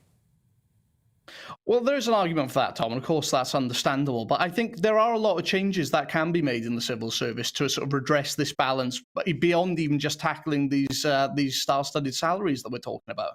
I mean, we're talking about things like reinstating the exit payments cap, which would put an end to these 6-figure golden handshakes that we see all too often. Capping annual leave entitlements, moving civil servants out of London, as we've seen with the Darlington campus of the Treasury, putting an end to things like trade union facility time, which sees public sector staff actually paid to undertake union duties. I mean, these are simple reforms that are going to save taxpayers billions of pounds a year and reduce that burden. Do you know what? Talking to people in the civil service, I hear so many times that sort of there are bands within the civil service, and sometimes it's just much easier for the organisation to, instead of letting a terrible employee go, they just leave them on £40,000 a year, and they're sat there doing absolutely nothing, but it's easier than the process of letting them go. How do we make it easier to fire bad civil servants? Well, exactly, Tom, and it's an endemic problem in the public sector that we're all aware of. I mean, you know, if we want to look at examples of maybe that sort of attitude, perhaps we shouldn't be surprised that the person who topped this entire list was the chief executive of HS2. I mean, as we all know, this is a project which has seen costs spiral. I mean, in fact, spiral is probably too light a term. Projected costs were hitting around £150 billion, and that was before, of course, Phase 2B of the project was binned. But I mean, we're talking about someone who's taking home around £600,000 a year to run this project. I mean, you'd really have to question whether that amount was being given on merit, and I think taxpayers will be asking the same question. You're obviously from the Taxpayers Alliance, which deals broadly with, well, how the taxpayer can save money, or how the government can save the taxpayer money. Looking at what government is spending at the moment, where do you think the government could be saving the most? Because let's be honest, you know, we're asked to pay this extra national insurance to fund the NHS, for example. As Tom's been pointing out over the last couple of days, the NHS has never been more funded. I mean, it just seems like all the government wants to do is tax. Where should they be saving money? Well, to be honest, Mercy, I mean, there's no end of areas where the government could be saving money. It's no secret now that taxpayers' money continues to be wasted on an industrial scale, even in times like these. I mean, there just seems to be this attitude now that waste and that these sort of enormous salaries that we're talking about across the public sector are inevitable, and that taxpayers should just be made to pick up the tab. You know, the truth is that that's a just completely unfair and unsustainable way of managing the economy. And, you know, the shortfalls that we've been sort of left with from the pandemic, they should be met with a war on waste in the public sector before any tax rises are even considered. I mean, as things stand, the average household now pays over £1 million in tax in a lifetime. The sustained tax burden is hitting a 70-year high, as we've already discussed. And I think the failure to redress this and to tackle waste instead is now visibly hampering our ability to grow back after the economy. We really need to get that message through to government, that there should be a war on waste before any tax rises are considered. Yeah, I think it's your organisation that offered Sir Keir Starmer a membership card after Prime Minister's questions at one point, because the Labour Party leader started talking about waste and about how we could slim down government. Does that offer still stand? That offer certainly still stands, Tom. We're really heartened to see the opposition taking up this battle on behalf of taxpayers, and it's a very vital discussion that we need to be having right now. Well, here we are. Sir Keir Starmer, if you're watching this morning, then do get in touch with the Taxpayers Alliance because they're offering you a membership card. Yes, indeed. I'm not sure he'll take up that offer. Maybe not. Maybe he's being opportunistic. No. Who knows? Who knows? Well, Joe Ventry, thank you very much for joining us this morning to go through those very important issues, those issues that affect people watching in our pockets. Yes. I mean, it's staggering to think that, you know, the next Labour government, whenever that will be, might actually end up taxing us less than this current government. What a time to be alive. I think that there's a pendulum in politics. Yeah. And that's when parties are in opposition, they tend to talk about cutting taxes. Yeah. And then when those parties get into government, their taxes go up and up. Something tells me they wouldn't be trying to cut our taxes if they came in Labour. But hey, a girl can dream. A girl can dream. Let's go to some of your views now. Richard has got in touch, says... he thinks that politicians don't listen, they lie repeatedly, too many are corrupt, and that's why you get the kind of protests we've seen in reference to the protesters sort of I'm really worried about this kind of attitude that justifies that kind of behaviour sometimes. We heard it a lot, actually, in sort of the late 2000s. Do you remember when the BNP was rising up in the polls, got a couple of MEPs in, and people were like, well, all the politicians are scurrilous anyway, we might as well vote for these fascists. And they're like, no, don't vote for the fascists, and don't support the Piers Corbyn of this world either, and the lunatics and the conspiracy theorists. It just does drive people to polar ends, doesn't it? You get the sort of far left. I mean, somebody said stop calling them nutcases. They're not nutcases, but you get those. They are nutcases. They're really. Not my words. Not my words. But yeah, keep your views coming in. GBviews at GB News. If you think they are, hey, that's your opinion. Yeah, let us know. Let us know. After the break, we'll be discussing how Scout chiefs are asking Beaver Scouts as young as 7 what their gender identity is. Should be an interesting discussion. But before that, a look at this morning's news.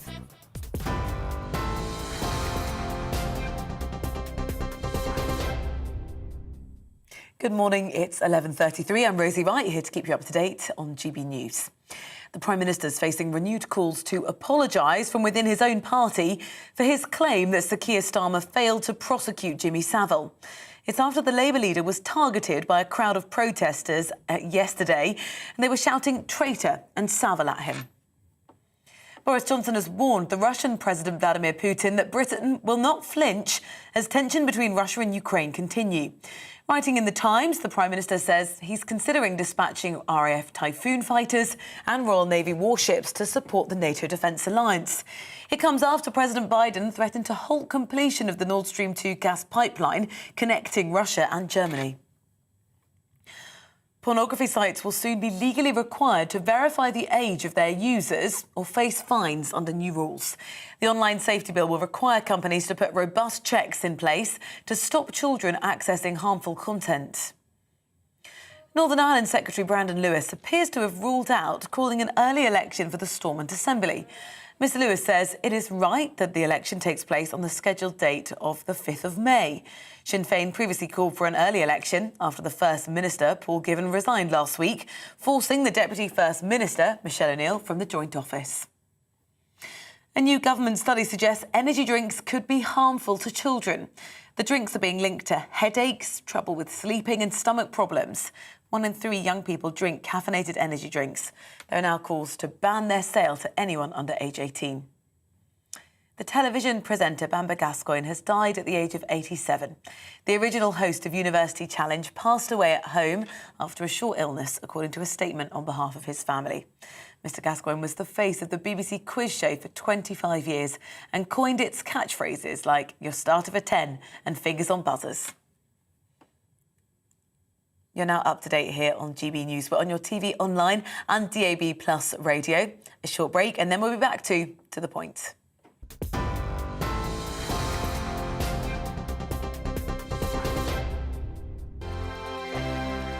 GB News is the UK's home of discussion and debate from all perspectives. To stay up to date on the latest stories, make sure that you subscribe to the GB News channel. Right here on YouTube. You can watch us live 24/7 across the whole world. You can also check out exclusive content and catch up on previous episodes of your favourite shows. Every day, we ask the questions that you'd ask, so why not add your voice to the conversation in the comments section? Don't forget to subscribe. We are GB News, Britain's news channel. Every night at 11 on GB News, we bring you the next day's stories the day before. Basically like time travel. If it's a big story, we'll cover it, guaranteed. But we'll also have some fun along the way. Big opinions, big laughs. Sometimes big hair. This is Headliners, the paper review show that won't send you to sleep like the others will. 11 p.m, 7 nights a week. Join us.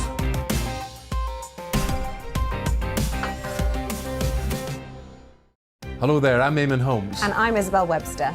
And we hope you can join us for Breakfast with Eamon. And Isabel. You make me laugh out loud, belly laugh. Is that important first thing in the morning? Yeah, absolutely. And there's me trying to be deadly serious.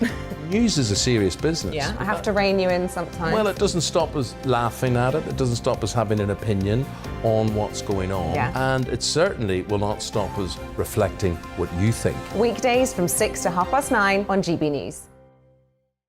I'm Dan Wootton. Join me Monday to Thursday from 9 to 11 for the feistiest and most fun news debate on TV, where free speech reigns. I'll bring you a sharp take on the day's biggest stories, bombshell newsmaker interviews, and A-list guests. And I guarantee you, no spin, no bias, no censorship, and no reason to go to bed. That's Dan Wootton tonight, Monday to Thursdays from 9 on GB News.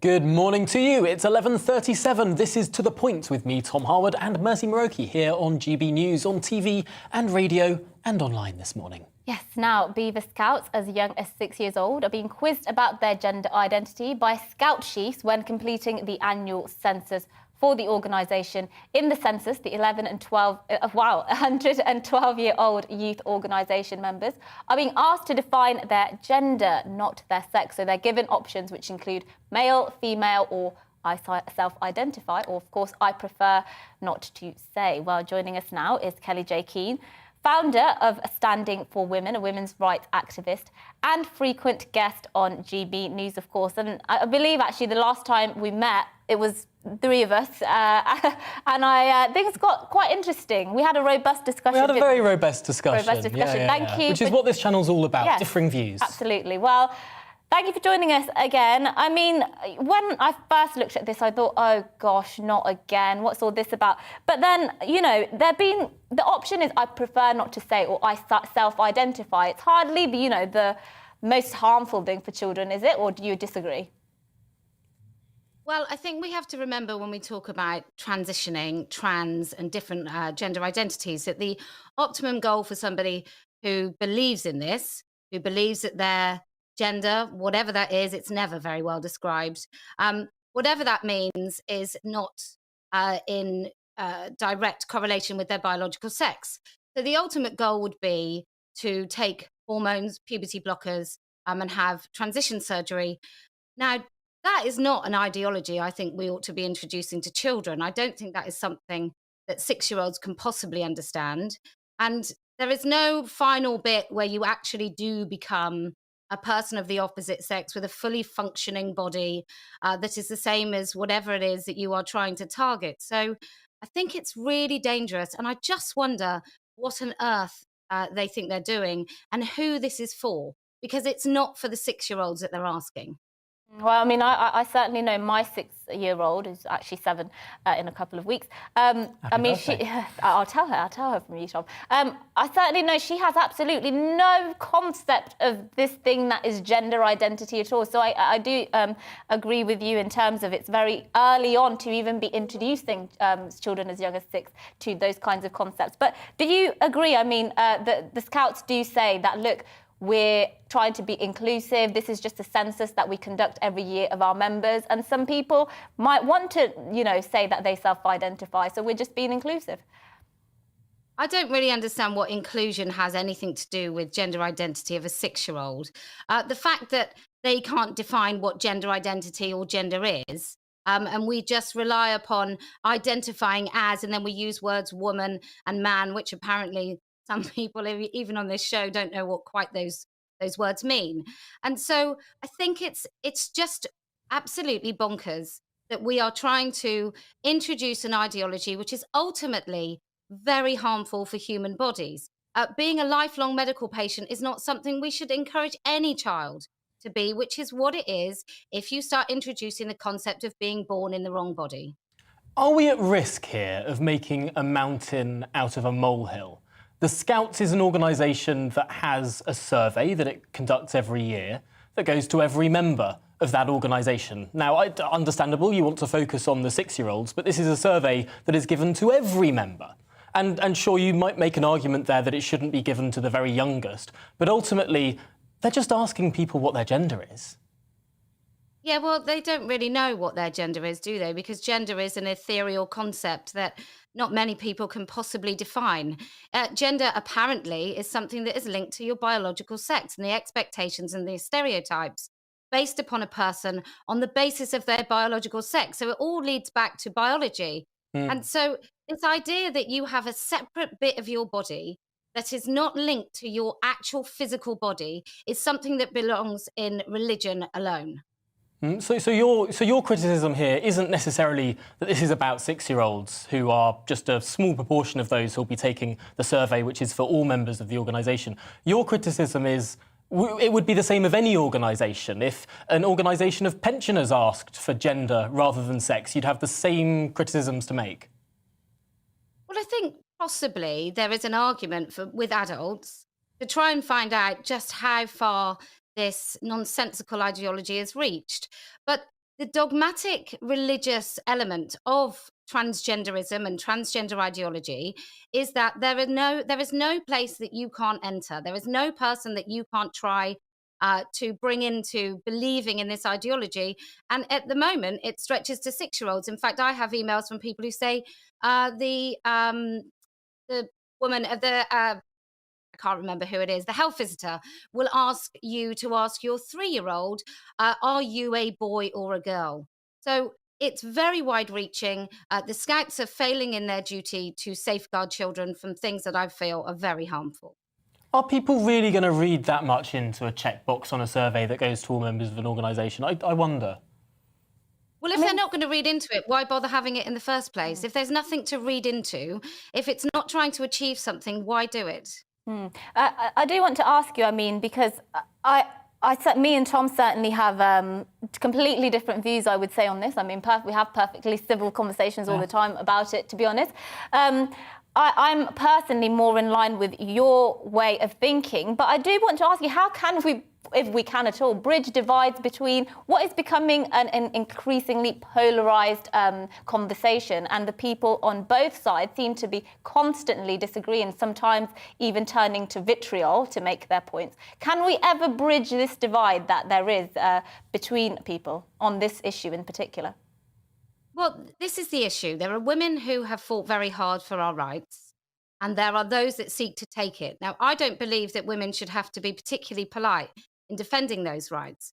There are also people that have worked very hard to safeguard children, and there are those people that would like to obliterate the safeguarding. And I don't think we should be particularly polite when defending the bodies and minds and health of our children. So is there a gap to be bridged when when men are trying to grab the rights of women, and when I bet my bottom dollar it's predominantly men driving for these changes in the Scouts, or when that's happening, I just don't see why it shouldn't be heated. Women are perfectly entitled to be very, very angry about this notion that people don't really understand what a woman is, or people don't really understand why women want privacy and dignity in changing rooms and spaces where they might be in a state of undress. So unless the gap can be bridged by people backing off of trying to steal women's rights, I don't really see how it can be calm waters. So you don't believe that trans women exist, or that anyone can transition, or that transgender people are valid in that way. Do you believe that trans men exist, that there can be trans men? I don't believe that anyone can possibly change sex. I think people might want to achieve the appearance and try and live, what on earth that means, live as the opposite sex.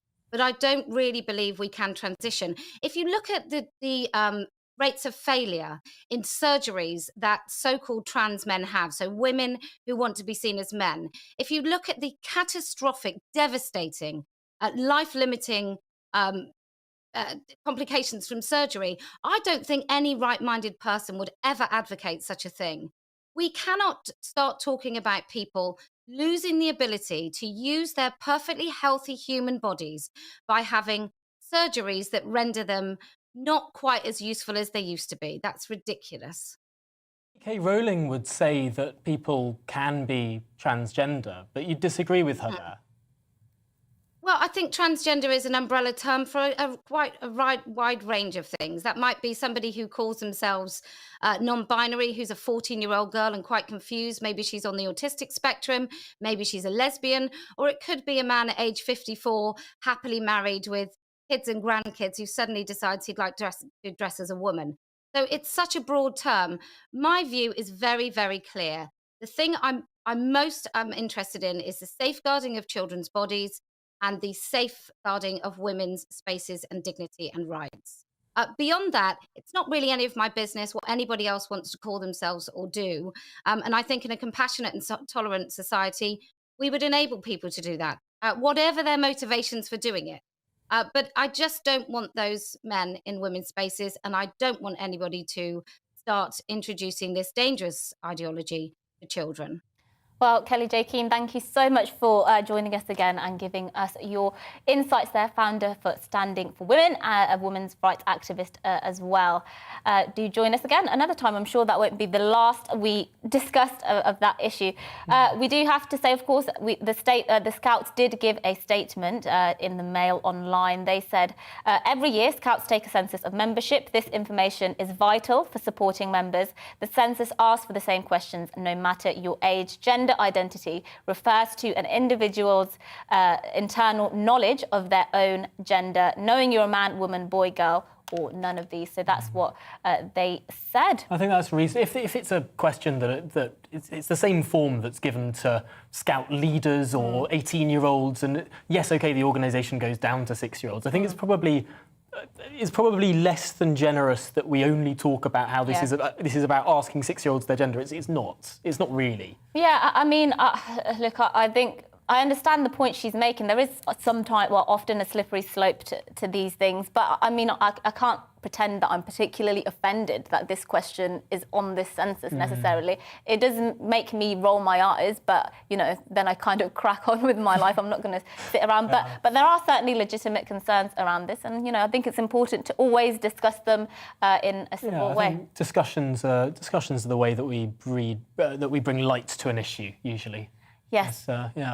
Indeed. Well, now, before a short break, let's just quickly run you through some of the other stories that you might have missed.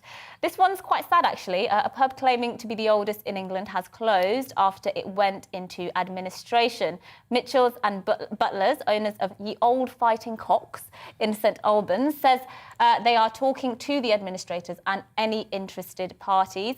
Landlord Christo Tafali says he's heartbroken and tried everything to keep the pub open, but the pandemic, he says, was devastating. The earliest date for which Ye Olde Fighting Cocks can be proven to have been licensed is 1756, though the building is of 16th century appearance. I think that's really sad. Yeah, very sad. Interesting thing about the Ye Olde whatever that we all pronounce as ye. Yeah. Do you know what they pronounced it back in the day? What? The. Oh, Because really? it's a thorn. It's not a Y. It's a thorn, which is TH. So it was pronounced the old whatever. The old- Whereas we all say now we say ye because it sounds more official, doesn't it? Yeah, it does. It does sound more archaic. Well, the Duchess of Cambridge will become the new voice of CBeebies bedtime stories to mark Children's Mental Health Week. She'll read The Owl Who Was Afraid of the Dark by Jill Tomlinson, which will debut at 10 to 7 this Sunday. The video was filmed at Kensington Palace to mark Children's Mental Health Week this week. There's something about the Duchess of... can we just bring up that picture again, if we can? Whatever she wears, I mean, obviously you see her wearing all sorts from, you know, the most amazing, incredible designer gowns to last week, I think we saw her in her rugby kit. And this picture, she's in like a Christmas jumper. She always manages somehow to pull everything she wears off. She does. She just looks so radiant and glowing in everything she wears. I don't know how she does it. And also, she can play the piano. I mean, it's, like, what a good... I mean, my gosh. Prince William did a good job there. He really did. Yeah, He really lucky did man. do a Very good lucky job. man. Prince Harry, on the other hand, some people might have... Other views, yeah. Now, we don't have time for that. We don't have time to get into that. A professor of philosophy who was targeted by activists over her views on gender identity will collect an OBE at Windsor Castle later today. Professor Kathleen Stock faced death threats and accusations of transphobia and announced she'd be leaving the University of Sussex in October last year. That's going to be slightly controversial, I was going to say appointment. What's the honour? Award. Award for some. But she took quite a lot of stick. She did. Because I don't of her think views. people should be handed out of their jobs, no matter what they think. Absolutely not. Really, that's Yes, and well, shall I? You go. Well, Iceland has said it will end whaling from 2024 as dwindling demand and continued controversy affects the industry. Iceland, the country, that is, not the supermarket. The fisheries minister said that there were few justifications to authorise whale hunting beyond 2024, with it being undisputed that it had not contributed much to the economy in recent years.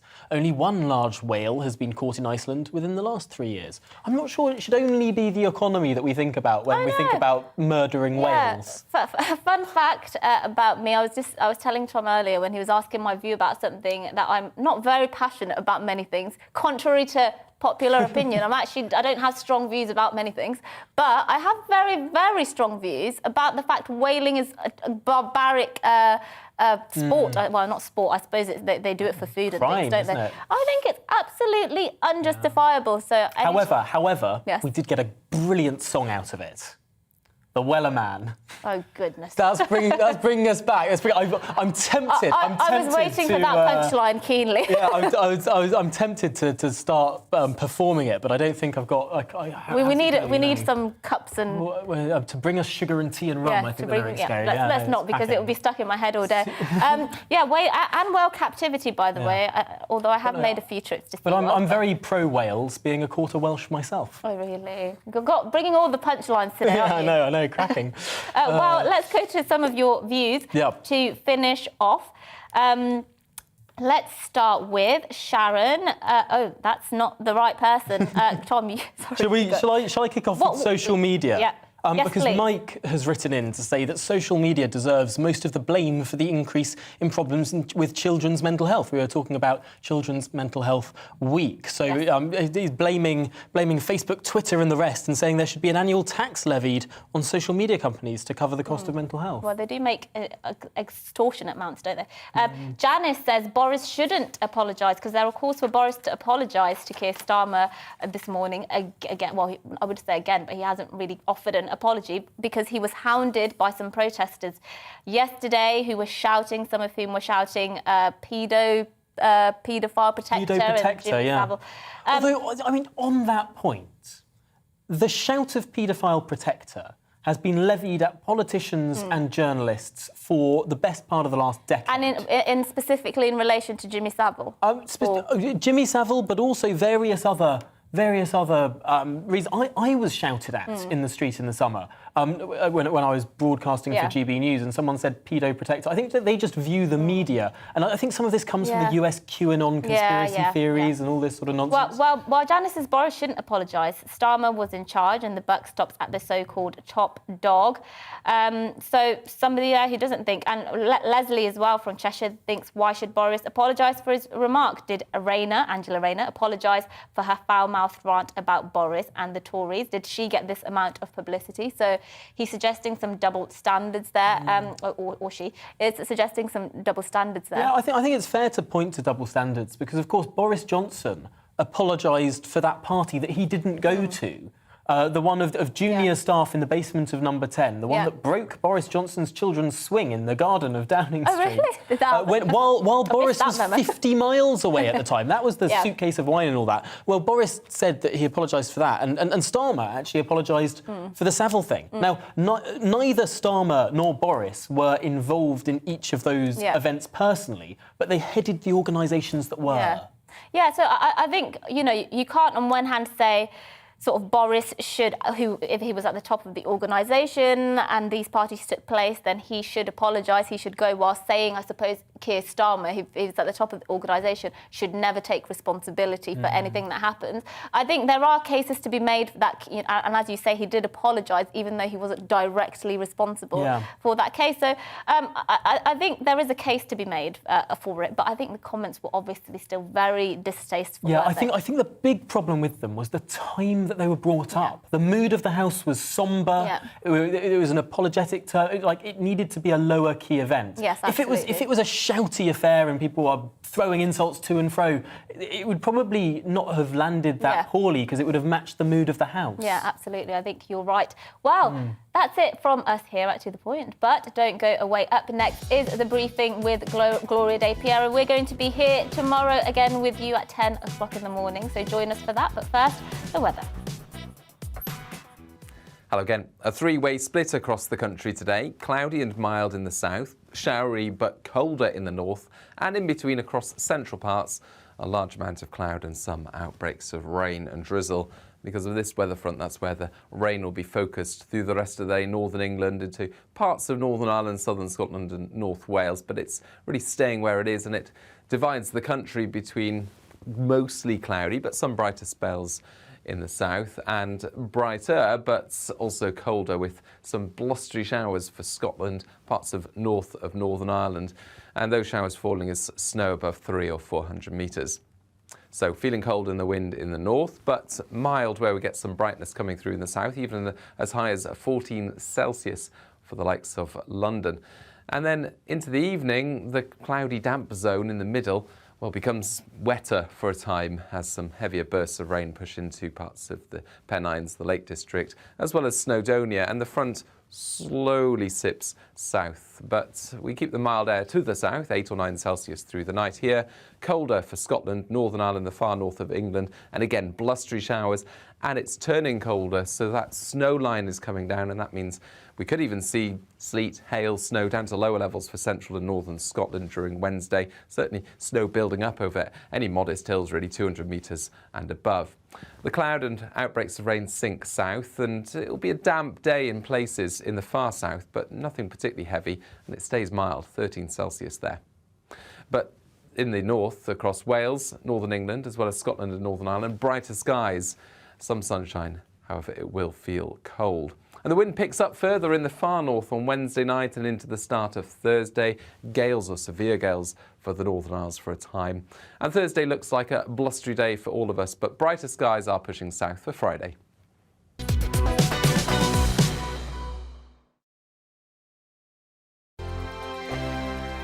GB News is the UK's home of discussion and debate from all perspectives. To stay up to date on the latest stories, Make sure that you subscribe to the GB News channel. right here on YouTube. You can watch us live 24/7 across the whole world. You can also check out exclusive content and catch up on previous episodes of your favourite shows. Every day, we ask the questions That you'd ask, so why not add your voice to the conversation in the comments section? Don't forget to subscribe. We are GB News, Britain's news channel. Every night at 11 on GB News, we bring you the next day's stories the day before. Basically like time travel. If it's a big story, we'll cover it, guaranteed. But we'll also have some fun along the way. Bigger